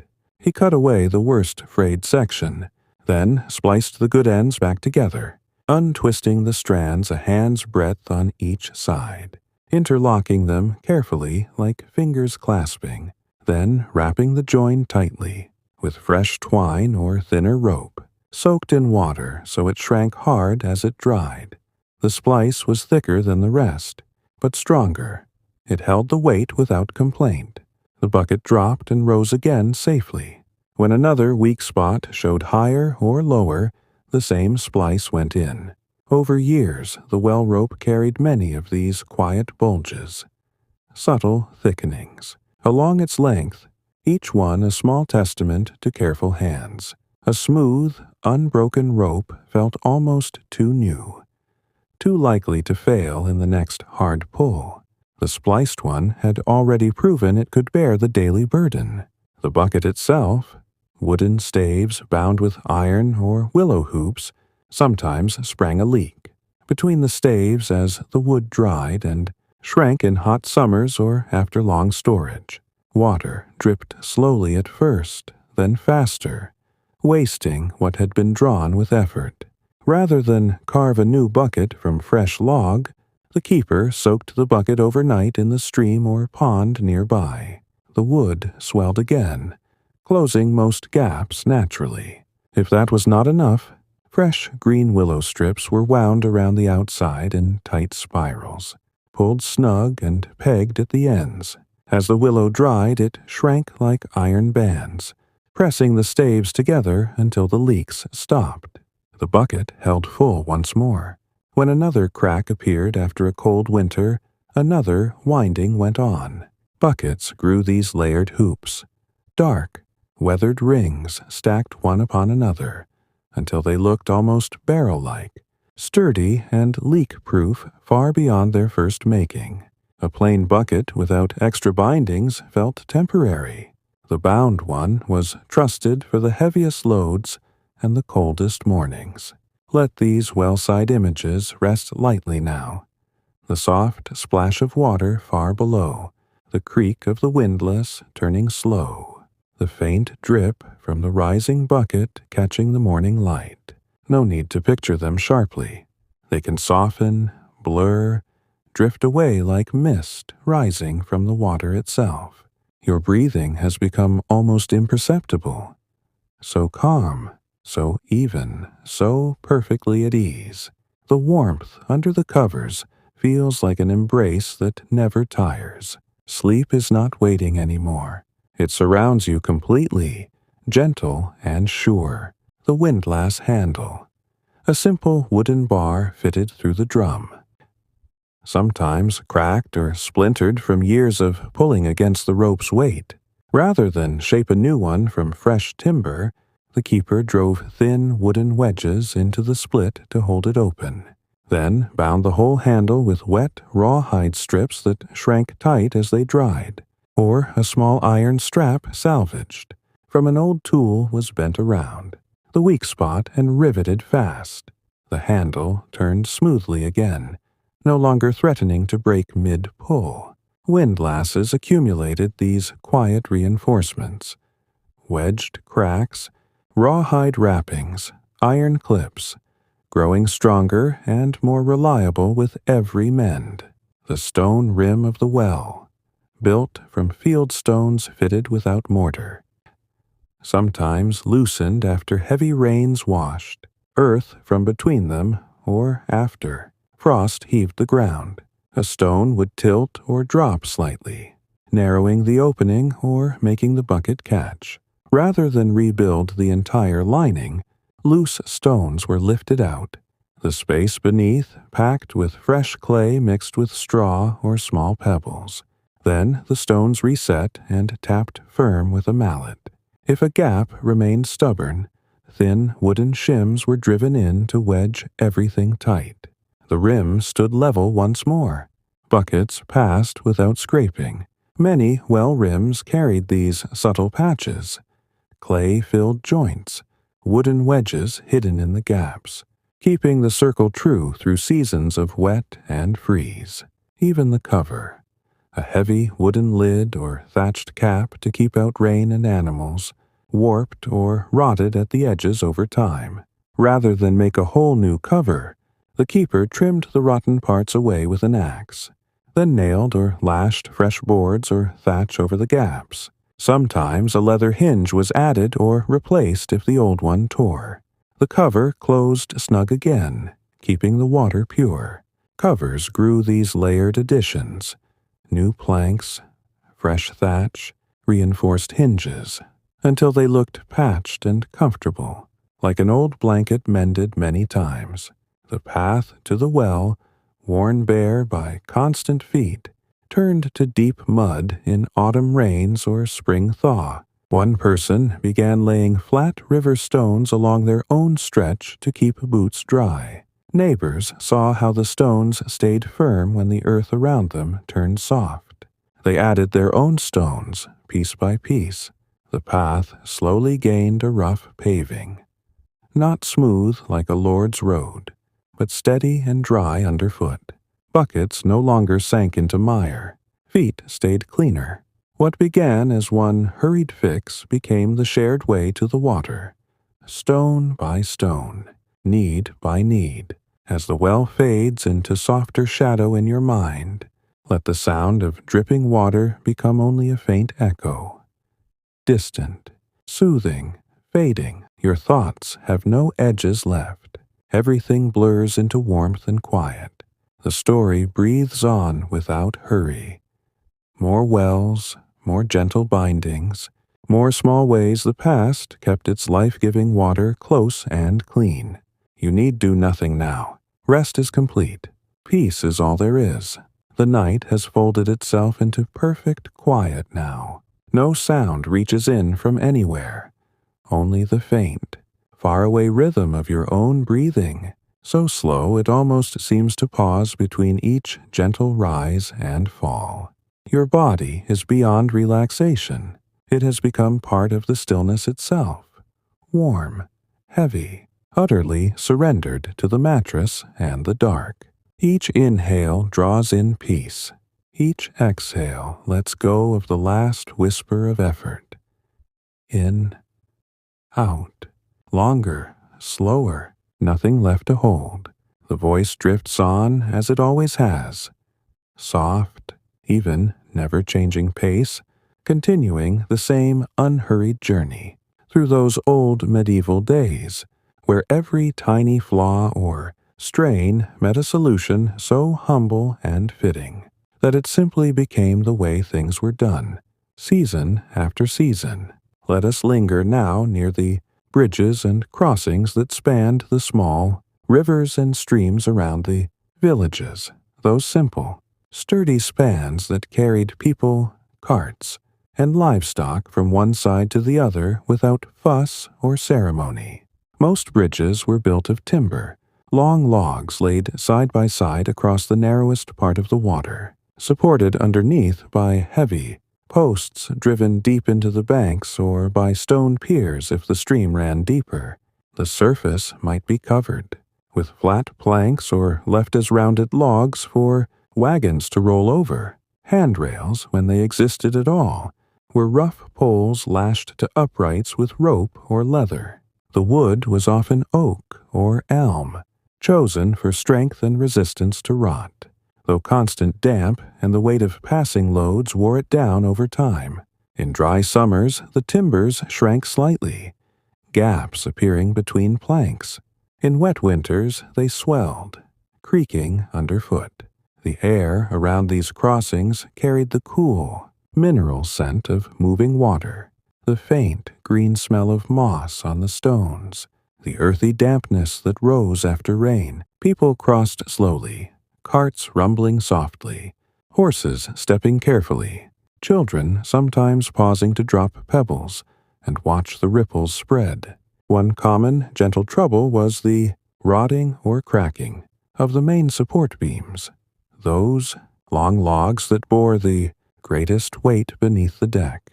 Water splashed up constantly, frost bit into the wood in winter, and the endless passing of feet and wheels ground away at the surface.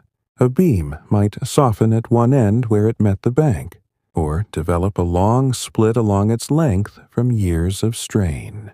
Replacing an entire beam was heavy labor. Felling a new tree of the right girth, hauling it to the site with oxen, shaping it by axe and adze, then lifting the old one out and the new one in, all while keeping the crossing usable for the village. When rot appeared or a crack, widened enough to worry the miller or the farmer whose cart crossed daily, no one hurried to rebuild. Instead, a stout secondary beam, often a fallen log or a thick branch cut nearby, was placed parallel to the damaged one, close enough to share the load. The two were lashed together at intervals, with thick hemp rope soaked in, water so it would shrink tight as it dried, or with green willow withies wound in spirals and left to harden. Sometimes flat stones were wedged between them for extra support, or short upright posts driven into the stream, bed below to brace the pair from underneath. The original beam stopped sagging. The deck stayed level. Carts rolled across without the dangerous dip. When another beam showed weakness farther along, the same quiet sistering happened. A new companion laid beside it, bound fast. Over decades, many bridges grew these layered supports, doubled, sometimes tripled beams running parallel beneath, dark with age and binding, stronger together than any single log had ever been alone. A bridge with only its first beams felt almost fragile now. The braced one had earned its steadiness through time and care. The deck planks themselves wore thin in places from constant traffic, especially where hooves struck hardest, or wagon wheels rolled in the same narrow track. Holes appeared, edges splintered, gaps widened enough that a foot or wheel could catch. Rather than tear up the whole surface and lay new planks, the bridge keeper would cut away the worst rotted sections with an axe, then fit fresh boards cut from spare timber into the openings.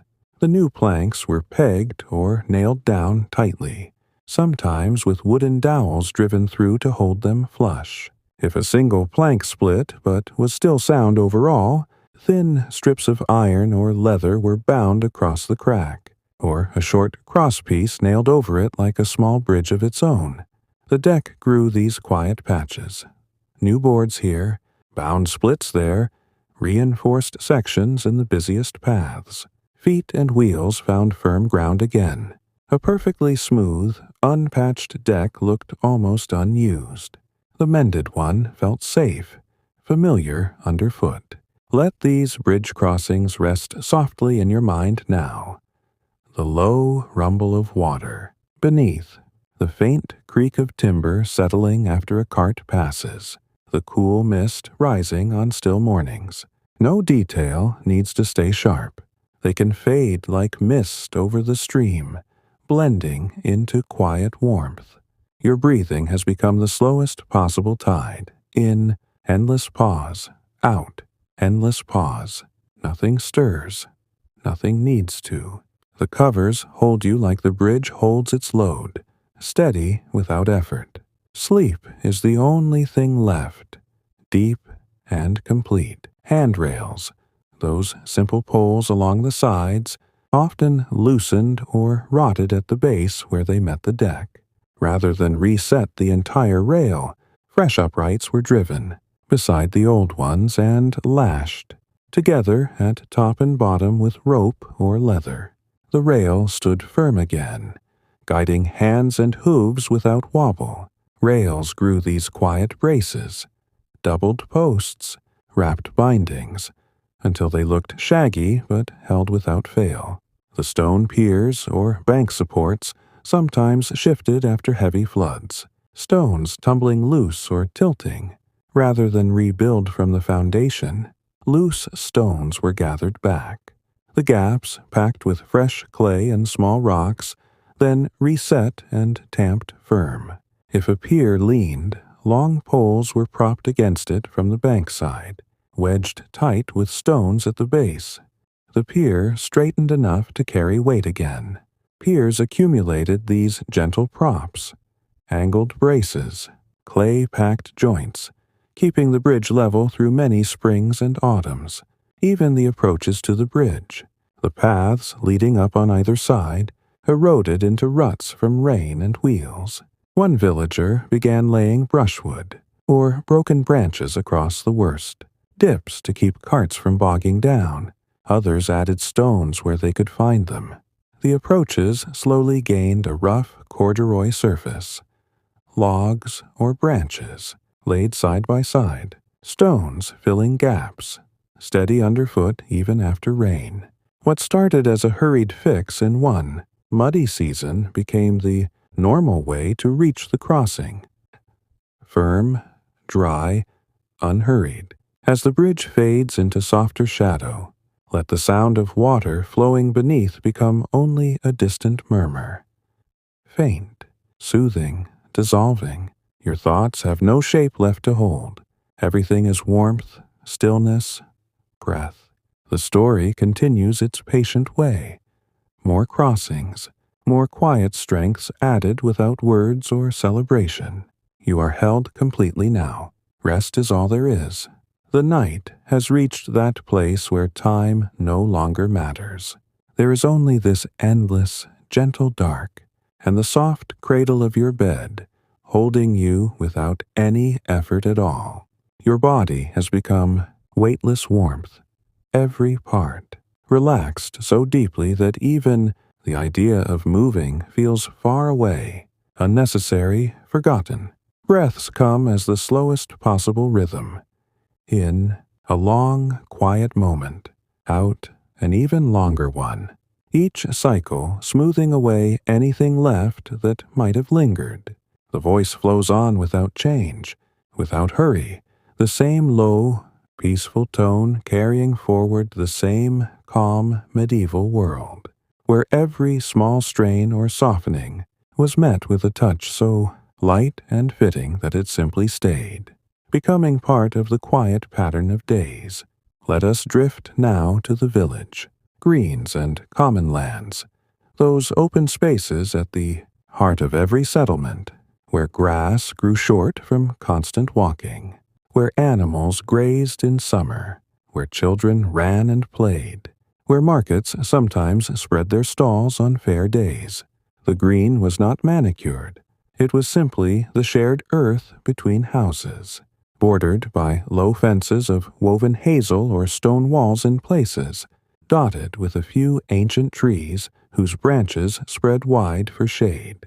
Paths crossed it in every direction, worn bare by feet going to the well, to the church, to the fields. Soft underfoot in dry weather, slightly muddy after rain. In the center sometimes stood a maypole or a simple stone cross, or just an old oak that had watched generations come and go. The air carried the scent of cut grass in summer, damp earth in autumn, wood smoke drifting from nearby chimneys at all times.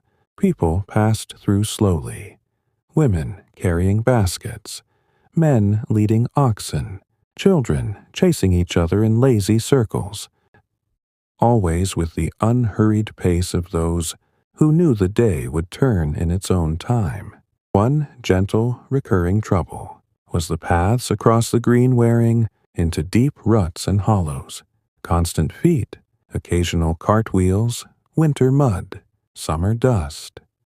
Over years, the ground sank in the busiest lines. Puddles formed after every rain, making crossings wet and slippery. Filling the entire green with stone would have been impossible. No one had that much material or time. Instead, when a path grew too uneven or a puddle too persistent, someone would gather armfuls of brushwood from the hedgerows, broken branches, prunings, anything straight and sturdy, and lay them side by side across the worst dip, pressing them down into the soft earth until they formed a rough bridge over the hollow. Others added flat stones where they could find them, or more branches layered on top. The path became passable again. Feet no longer sank, carts rolled without sticking. When another rut formed nearby, the same quiet layering happened. Over seasons, the paths across the green gained these corduroy sections, logs and branches laid parallel, stones filling gaps, all pressed firm by use. They stayed dry on top even after rain, the wood draining water between the layers.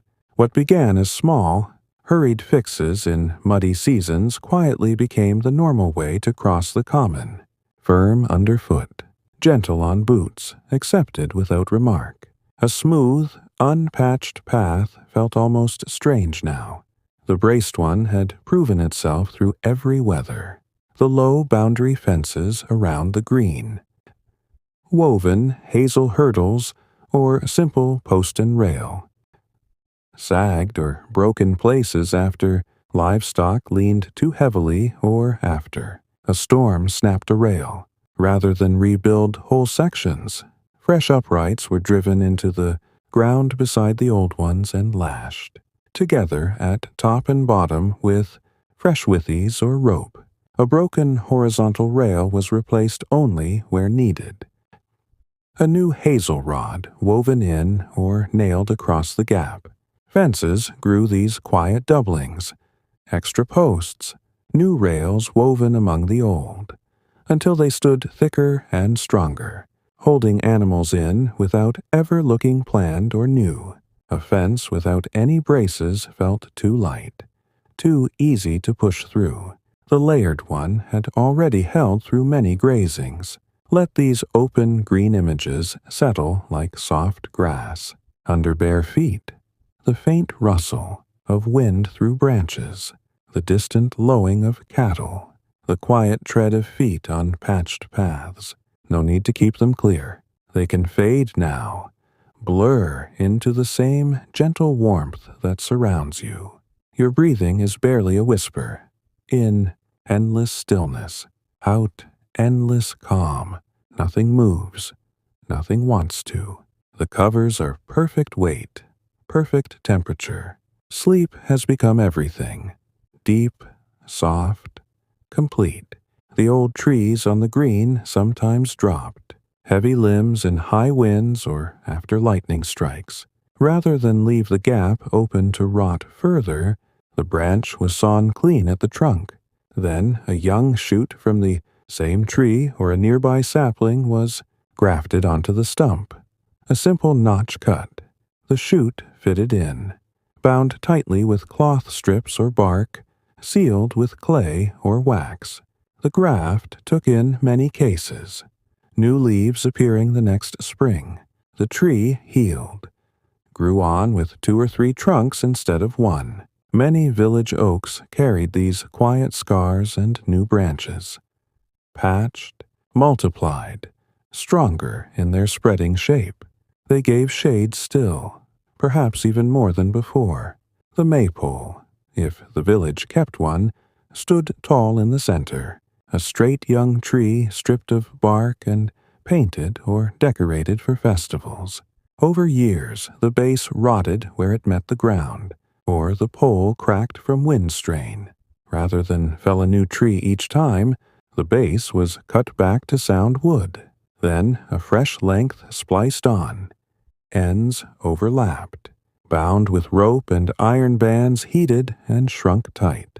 The pole stood tall again, ready for ribbons and dancing when the season came. Maypoles grew these joined sections, subtle thickenings midway up, yet they reached the sky without waver. Even the simple benches or logs set around the green for resting sometimes splintered or rotted at the ends. Rather than replace the whole seat, new legs were shaped and pegged under the old plank, or the rotten ends were sawn off and fresh wood lashed or nailed on to extend it again. Benches accumulated these quiet extensions, braced undersides, new end pieces, growing longer or sturdier over time. They held more people comfortably, no one minding the patched look. As the green fades into ever softer shadow, let the faint sounds dissolve. Footsteps on layered paths, wind in old branches, quiet voices passing. Your mind has no edges anymore. Everything is only warmth, breath, stillness.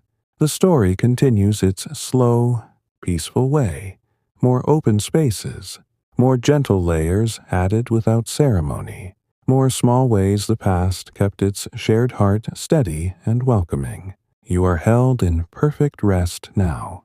There is nothing left to do, only this. The night has reached that place where time no longer matters. There is only this endless, gentle dark, and the soft cradle of your bed, holding you without any effort at all. Your body has become weightless warmth, every part, relaxed so deeply that even the idea of moving feels far away, unnecessary, forgotten. Breaths come as the slowest possible rhythm. In, a long, quiet moment. Out, an even longer one. Each cycle smoothing away anything left that might have lingered. The voice flows on without change, without hurry, the same low, peaceful tone carrying forward the same calm medieval world, where every small strain or softening was met with a touch so light and fitting that it simply stayed, becoming part of the quiet pattern of days. Let us drift now to the village, greens and common lands, those open spaces at the heart of every settlement, where grass grew short from constant walking, where animals grazed in summer, where children ran and played, where markets sometimes spread their stalls on fair days. The green was not manicured like a noble's garden. It was simply the shared earth between houses, bordered here and there by low fences of woven hazel branches or rough stone walls built from field stones, gathered over generations. A few ancient trees stood scattered. Across it, Old oaks or elms whose thick trunks had been there longer than the oldest living memory, their branches spreading wide to offer shade on hot afternoons or shelter when sudden rain fell. Paths crossed the green in every direction, narrow tracks worn bare and smooth by countless feet going to the well, to the church door, to the fields beyond the hedges, or simply from one cottage to the next to share a word or borrow a tool. In dry months, the paths felt hard and dusty underfoot. After rain, they softened into shallow mud that clung to boots and hems until dried by the next sun. In the very center of some greens stood a tall maypole, a straight young tree, stripped of bark and sometimes painted in stripes of red and white for the spring festivals, or a simple stone cross weathered by wind and lichen, or just the biggest oak that had watched children grow into parents and parents into grandparents. The air across these open spaces carried simple scents, fresh-cut grass in early summer when scythes moved in slow arcs, damp earth and crushed herbs after a shower, the faint drift of wood smoke from every hearth when evening settled, the sweet hay smell when animals were turned out to graze. People moved through this space without haste, women carrying woven baskets of eggs or vegetables balanced on hips or heads, men leading oxen by halters toward the plowlands, children chasing each other in lazy loops or rolling wooden hoops with sticks, old folk sitting on low logs or benches to watch the day unfold, voices carried softly across the green, greetings exchanged, small news shared about a new calf born or a roof that needed fresh thatch, all spoken in the low, unhurried tones of people who knew the hours belonged to them. One gentle, recurring trouble was the paths across the green wearing deeper and deeper into ruts and hollows over the years. Feet trod the same lines day after day. The shortest way from door to door, from cottage to church, from well to home. Cartwheels followed those same paths when someone needed to haul firewood or sacks of grain across the common. In spring and autumn, the ground turned soft and yielding. Rain collected in the low spots, forming puddles that grew larger with each storm until crossing meant stepping carefully or wading through ankle-deep water. In winter, frost heaved the earth unevenly, making the ruts freeze into hard ridges that tripped the unwary. Summer dried the mud into cracked, dusty channels that caught at wheels and made walking tiring. No one thought to cover the entire green with stone paving. That would have required carts of rock, hauled from distant quarries, weeks of labor and more coin than any village could spare. Instead, when a particular path grew too uneven or a puddle refused to drain, a villager, whose cottage stood nearest, would gather armfuls of brushwood from the hedgerows, straight branches pruned from hazel or blackthorn, broken limbs collected after a storm, anything sturdy enough to hold weight. These branches were laid side by side across the worst dip or rut, pressed down firmly into the soft earth until they sank slightly and stayed in place. Sometimes flat stones, gathered from the stream bed or the field edges, were placed on top where the traffic was heaviest, filling gaps and making the surface smoother. A few more layers of brush or twigs might be added if the first proved too springy. The path became passable again almost at once. Feet no longer sank to the ankles. Cartwheels rolled without the jarring drop into mud. Water drained between the branches instead of pooling. When the next rain came, the wood held firm. The stones stayed put. Neighbors noticed how much easier the crossing had become. They gathered their own branches and stones, laying them across their own troublesome spots along the same path. over seasons, year after year of quiet additions. The main paths across the green gained these corduroy sections, parallel lines of branches and logs laid close together, stones wedged between or on top, all pressed flat by constant use until the surface felt almost level and dry, even after heavy rain. The wood slowly darkened with age and weather. Moss crept into the gaps. Grass grew thin along the edges, but the paths remained steady underfoot. What had begun as hurried, small fixes in one muddy season or another quietly became the normal way everyone crossed the common. Firm, gentle on boots and hooves, accepted without anyone ever deciding it should be so. A smooth, untouched path across open ground felt almost strange and unreliable now. The quietly braced and layered one had proven itself through every season, every footfall, every cart that passed. The low boundary fences that marked the edges of the green, simple hurdles woven from fresh hazel shoots or post and rail, made from split oak, sagged or broke in. Places after sheep or goats leaned too heavily, searching for sweeter grass on the other side, or after a strong wind snapped a rail clean through, a gap appeared. Animals wandered where they should not. Children slipped through to chase a ball into forbidden gardens. Rebuilding an entire fence line would mean cutting fresh hazel by the bundle, stripping and sorting it, weaving new panels or shaping new rails and posts. Days of work when fields needed plowing and gardens needed weeding. So the nearest householder would drive a stout new upright post into the ground, right beside the weakened or broken one, close enough that the two stood shoulder to shoulder. The old post and the new were lashed together at the top and bottom with fresh green withies, young hazel shoots, still flexible, wound tightly in, spirals and twisted off at the ends. As the withies dried, they shrank, pulling the bindings even tighter until the posts felt like one solid piece. If a horizontal rail had cracked but not fallen completely, a new rod was woven in alongside it, or nailed across the split with wooden pegs. The fence stood straight and firm again, holding animals in, keeping the green tidy. When another section weakened, later, perhaps after another winter of snow, pressing down, or another summer of goats testing the strength, the same quiet doubling happened.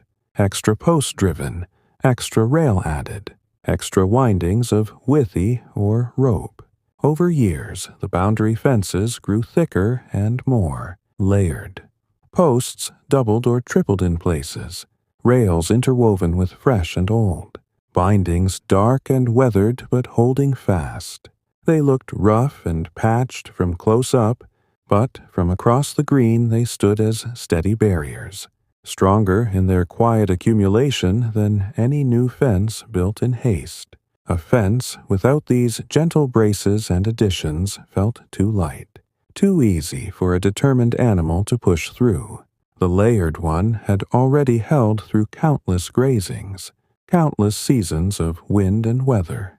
Let these open green images settle like the softest grass under bare feet on a warm afternoon, the faint rustle of wind moving through the branches of the old oaks, the distant lowing of cattle grazing at the edges, the quiet tread of feet along paths made firm by years of small, patient layers. There is no need to hold any picture sharply in your mind. They can soften now, blur gently at the edges, drift away like morning mist rising from the damp grass after sunrise.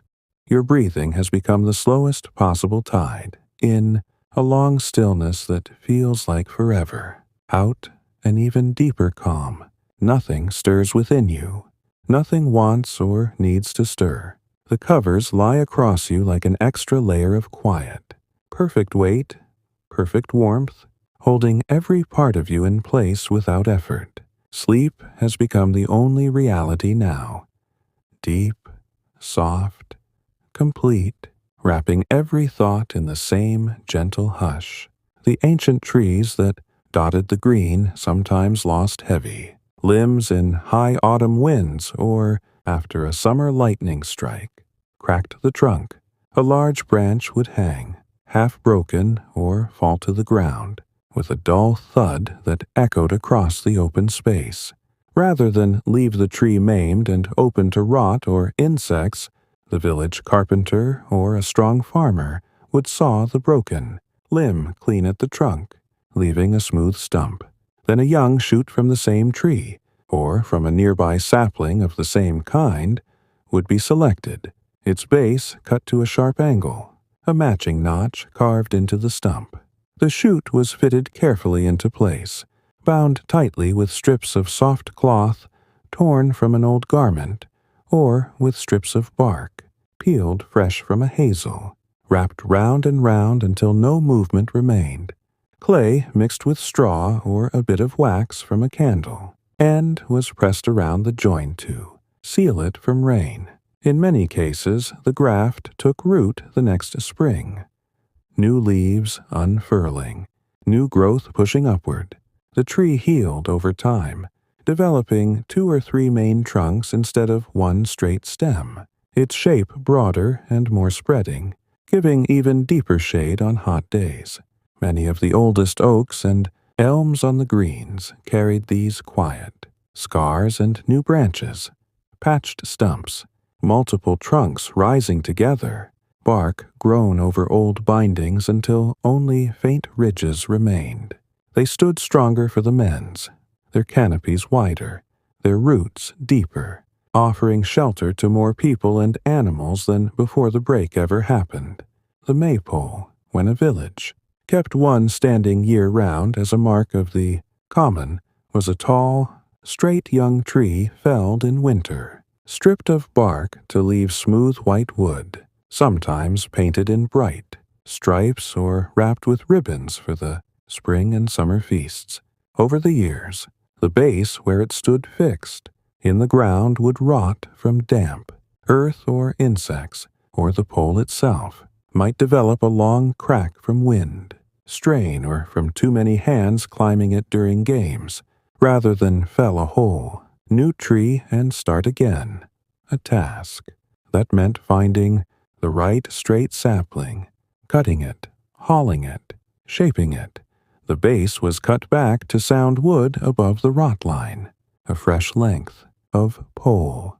Another straight young tree or a salvaged beam was overlapped with the old at the join, the two pieces bound together with thick rope wound in tight spirals, then reinforced with iron bands, heated red in a nearby forge and shrunk on as they cooled to grip like iron hoops.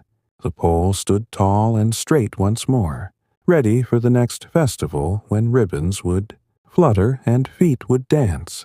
Around its base, maypoles grew these subtle thickenings midway up or near the bottom.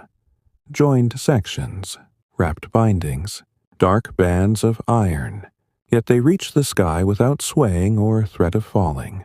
They became part of the green's quiet history, marked by care rather than replacement. Even the simple benches or long logs set, here and there around the edges of the green for resting. Places where old folk sat to watch the world go by or where mothers nursed babies in the shade. Sometimes splintered at the ends or rotted where they touched the damp ground. Rather than shape and haul an entirely new log, the rotten or cracked ends were sawn away cleanly. Then fresh pieces of wood, shorter logs or thick branches, were shaped to fit and pegged or lashed underneath as new legs or supports. If the main seat plank cracked along its length but was still sound, thin iron strips or leather thongs were bound across the split to hold it together. Benches grew these quiet extensions and braces, new legs pegged on, bound cracks, reinforced undersides, becoming longer or sturdier over time, able to hold more people without complaint. No one minded the patched appearance. The bench felt more comfortable for having been cared for, more welcoming for the small additions made without fanfare. The grazing animals themselves sometimes wore narrow tracks around the edges of the green where they circled searching for the sweetest patches of clover or dandelion. These sheep paths or cow paths deepened into shallow trenches over years, collecting water in wet weather until the animals avoided them. A shepherd or cowherd would fill the worst sections with loose stones or broken branches pressed down, leveling the ground again so the beasts could graze without slipping. The paths stayed usable. The grass around them grew back thicker in places. Small acts, repeated quietly, kept the common open and shared for everyone. As the village green fades into ever softer shadow in your mind, let the faint sounds of that open place dissolve completely. The soft tread of feet along layered paths, the rustle of wind moving through the wide branches of old trees, the quiet voices of neighbors passing one another with a nod and a word, the distant lowing of cattle at the edges as evening comes on. Your mind has no edges anymore, no sharp outlines left to anything. Everything has blurred into one gentle warmth, one slow breath, one perfect stillness. The story continues its patient, unhurried way, more open spaces, more gentle layers quietly added over time, more small ways the past kept its shared heart steady, welcoming and calm for all who walked across it. You are held in perfect rest now. There is nothing left to do, nothing left to think, only this endless, soft peace. The darkness outside your window has become so thick and soft that it feels like the whole world has wrapped itself in the same gentle blanket that covers you. Your body lies completely still now, every muscle released, every joint loose and warm, as if gravity itself has grown, kinder and decided to hold you without any weight at all. Breaths move through you like the slowest possible tide. In, a long, quiet pause where nothing happens. Out, an even longer pause where everything rests.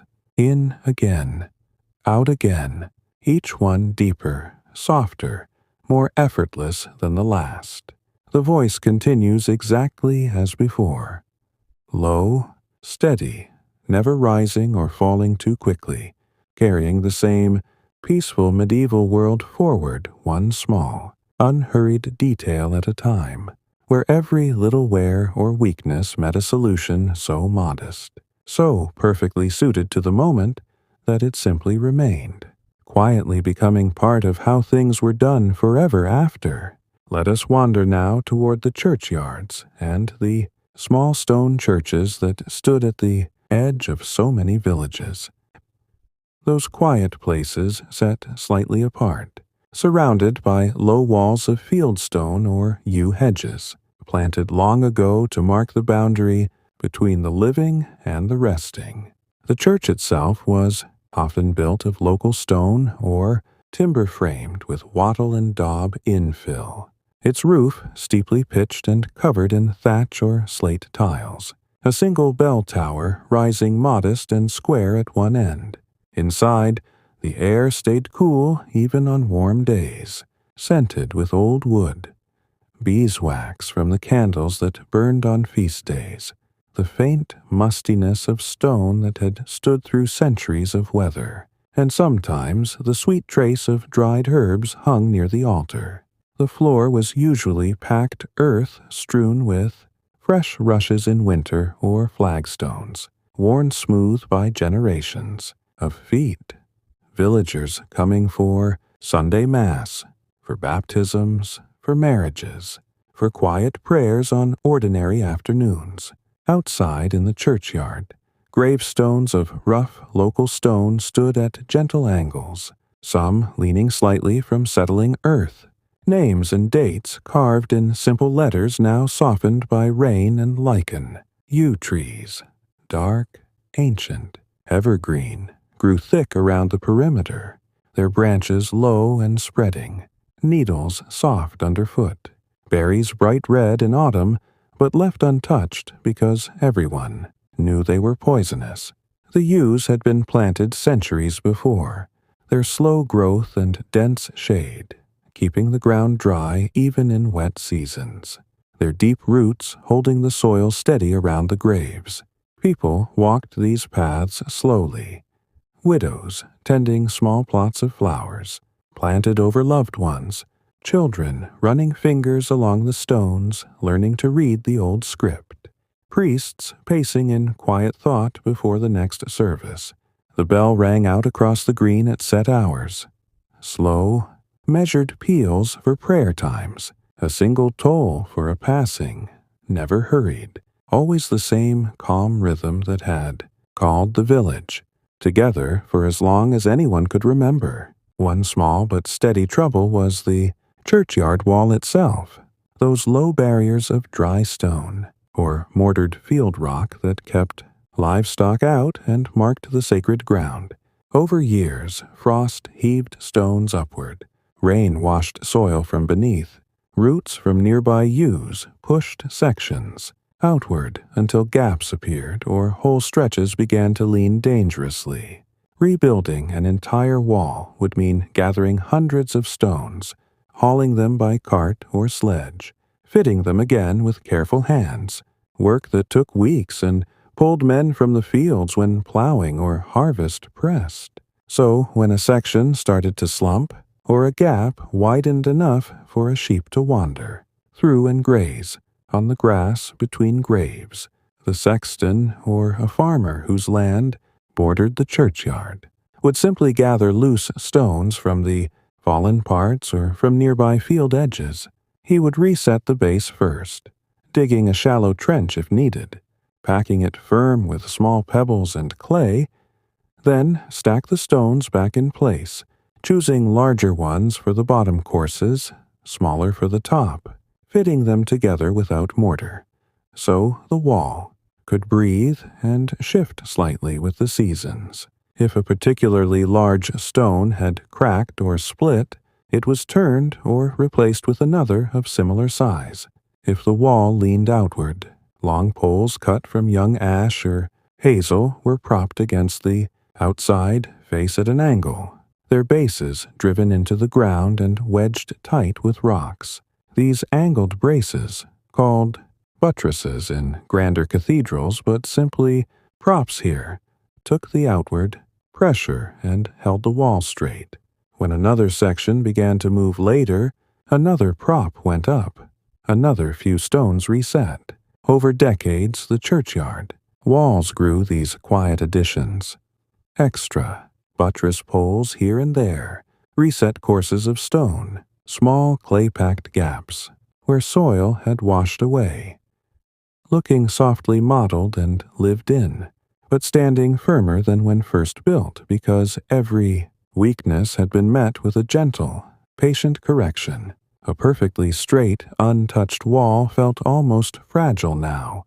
The braced and reset one had already endured many winters of frost and many summers of dry, settling earth. The yew trees themselves, those slow, dark guardians of the yard, sometimes lost branches in storms or developed hollows where rot crept in after lightning or old wounds, rather than fell a tree that had stood for generations and whose shade was prized. The sexton would saw away the dead or damaged limb close to the trunk, leaving a clean cut.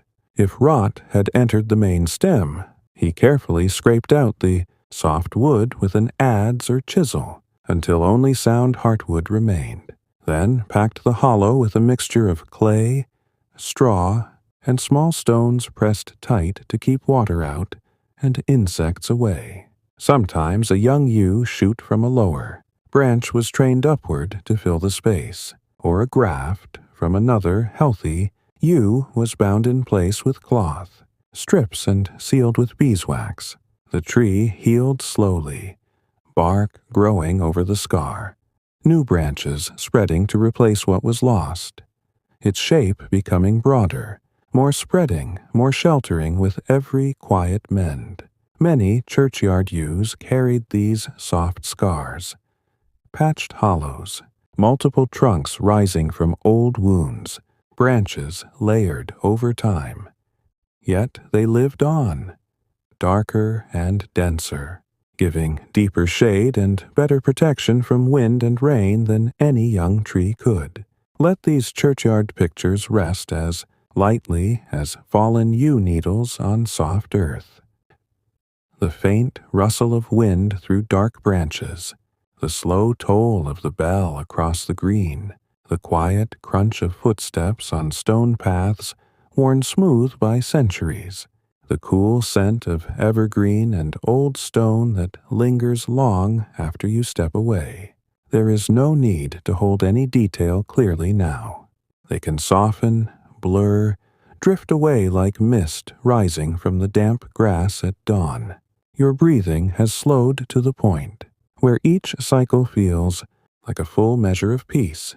In, endless quiet; out, deeper quiet still. Nothing remains to disturb. Nothing remains to want. The blanket lies across you like the low wall around the yard. Steady, gentle, enclosing without confining. Sleep has become the whole world. Vast, soft, complete, holding every part of you without the slightest effort. The gravestones, rough slabs or simple crosses of local stone, sometimes tilted as the earth settled beneath them, or roots pushed from below, rather than dig them up and reset entirely. Heavy, work that disturbed the ground more. Small, stones or flat rocks were packed tightly around the base on the leaning side, wedged firm until the stone stood straight again. If a crack appeared across a face from frost, thin clay mixed with lime was pressed into the line and smoothed flat. When dry, it held without widening further. Stones carried these quiet supports. Extra packing at the base, faint clay-filled lines across old carvings. Yet the names remained readable, the dates clear, the memory honored without grand repair. The church door, heavy oak planks bound, with iron straps, sometimes swelled in damp, weather and stuck, or shrank in dry seasons and let drafts whistle through gaps. Rather than plane the entire door each time, thin wooden shims were wedged into the frame where it bound, or strips of leather nailed along the edge to seal small gaps. When a strap rusted or loosened, fresh iron from the smith was riveted over the weak spot, or the old one cleaned and oiled. Doors grew these gentle additions, wedged shims, leather seals, reinforced straps, opening and closing smoothly through every season, welcoming all who came without hurry or noise. The bell ropes, long hemp lines hanging from the tower, frayed at the ends from constant pulling or developed weak spots where hands gripped day after day. Rather than replace the whole rope, the frayed end was whipped tightly with twine to stop unraveling, or the weak section spliced by untwisting, interlocking fresh strands and wrapping firm. Ropes carried these quiet joins, thicker places that spoke of careful hands, yet they rang the hours true. The sound carrying across the green as steady as ever. As the churchyard fades into the deepest, softest shadow, let every sound dissolve. The slow bell, the rustle of yew needles, the quiet tread on stone, the faint whisper of wind around ancient graves. Your mind has no form left to grasp. Everything is only breath, warmth, stillness. The story breathes onward without pause. More sacred corners, more gentle props and patches, more small ways the past kept its quiet places of memory safe, steady, and calm. You rest in perfect peace now. There is nothing more to do, only this. The night has carried us so far now that dawn feels like something that might never come. Or perhaps it has already come and gone without anyone noticing. Your body rests in a place beyond sleep, a deep, floating calm where even dreams have not yet begun to stir. Every breath is the softest possible movement. In, a long, endless quiet. Out, a longer, deeper quiet still. Each one dissolving the very last edges of awareness until there is only this gentle, unchanging warmth. The voice remains as it has from the beginning. Low, slow, never pressing, never fading, guiding these final quiet steps through the same peaceful medieval world where every small necessity met its modest answer, and those answers lingered on because they asked nothing more than to be useful, season after season, generation after generation. Let us turn our thoughts one last time to the hearths and firesides that burned in every home, the warm centers around which all daily life turned, where food was cooked, stories were told, tools were mended, and the cold of winter was kept at bay with patient, steady flames. The hearth was usually a simple open space, in the middle of the main room or against one wall, a raised stone or clay platform edged with a low curb to hold the fire. Above it, a wide chimney of wattle and daub or stone that carried smoke upward through the thatch or tiles. A heavy iron hook or wooden crook hung from a beam overhead, holding the cauldron or kettle that simmered day and night. Around the hearth stood low benches or stools of split logs, sometimes cushioned with folded cloaks or sheepskins. The floor nearby was swept clean each morning, fresh rushes strewn when the old grew soiled, so bare feet stayed dry and warm. The air carried layers of scent, burning oak or beech logs giving off sweet smoke, the faint steam of pottage bubbling slowly, dried herbs hanging from the rafters releasing their fragrance when the heat rose, the soft smell of wool drying after rain. Light came only from the fire itself, orange and gold flickering across faces, casting long, gentle shadows that moved slowly with the flames. People gathered close in the evenings, families sitting together. No picture needs to stay sharp now. They can fade slowly, blur into the same endless warmth that holds you. Your breathing is so slow it feels like one long, peaceful sigh. In, stillness. Out, deeper stillness. Nothing left to carry, nothing left to release. The blanket is everything, soft, heavy, safe, wrapping you in the same quiet way the hearth wrapped the room. Sleep has become the only place there is. Vast, dark, gentle, complete. The fire itself sometimes burned too, hot or too low when green. Wood was added by mistake or when fuel ran scarce in deep winter. Rather than let the flames rage or die, small adjustments were made. Dampers of flat stones or old cloth were placed across part of the hearth, opening to slow the draw, or fresh dry kindling was tucked beneath to coax it back when low. A simple iron grid or wooden frame rested over the coals to hold. Pots at different heights, adjusted by shifting logs beneath. The fire settled into the right heat again. Steady, even, enough to cook without scorching, enough to warm without wasting wood. Hearths grew these quiet controls, stone dampers, shifted grids, layered kindling, keeping the flame perfect through every season.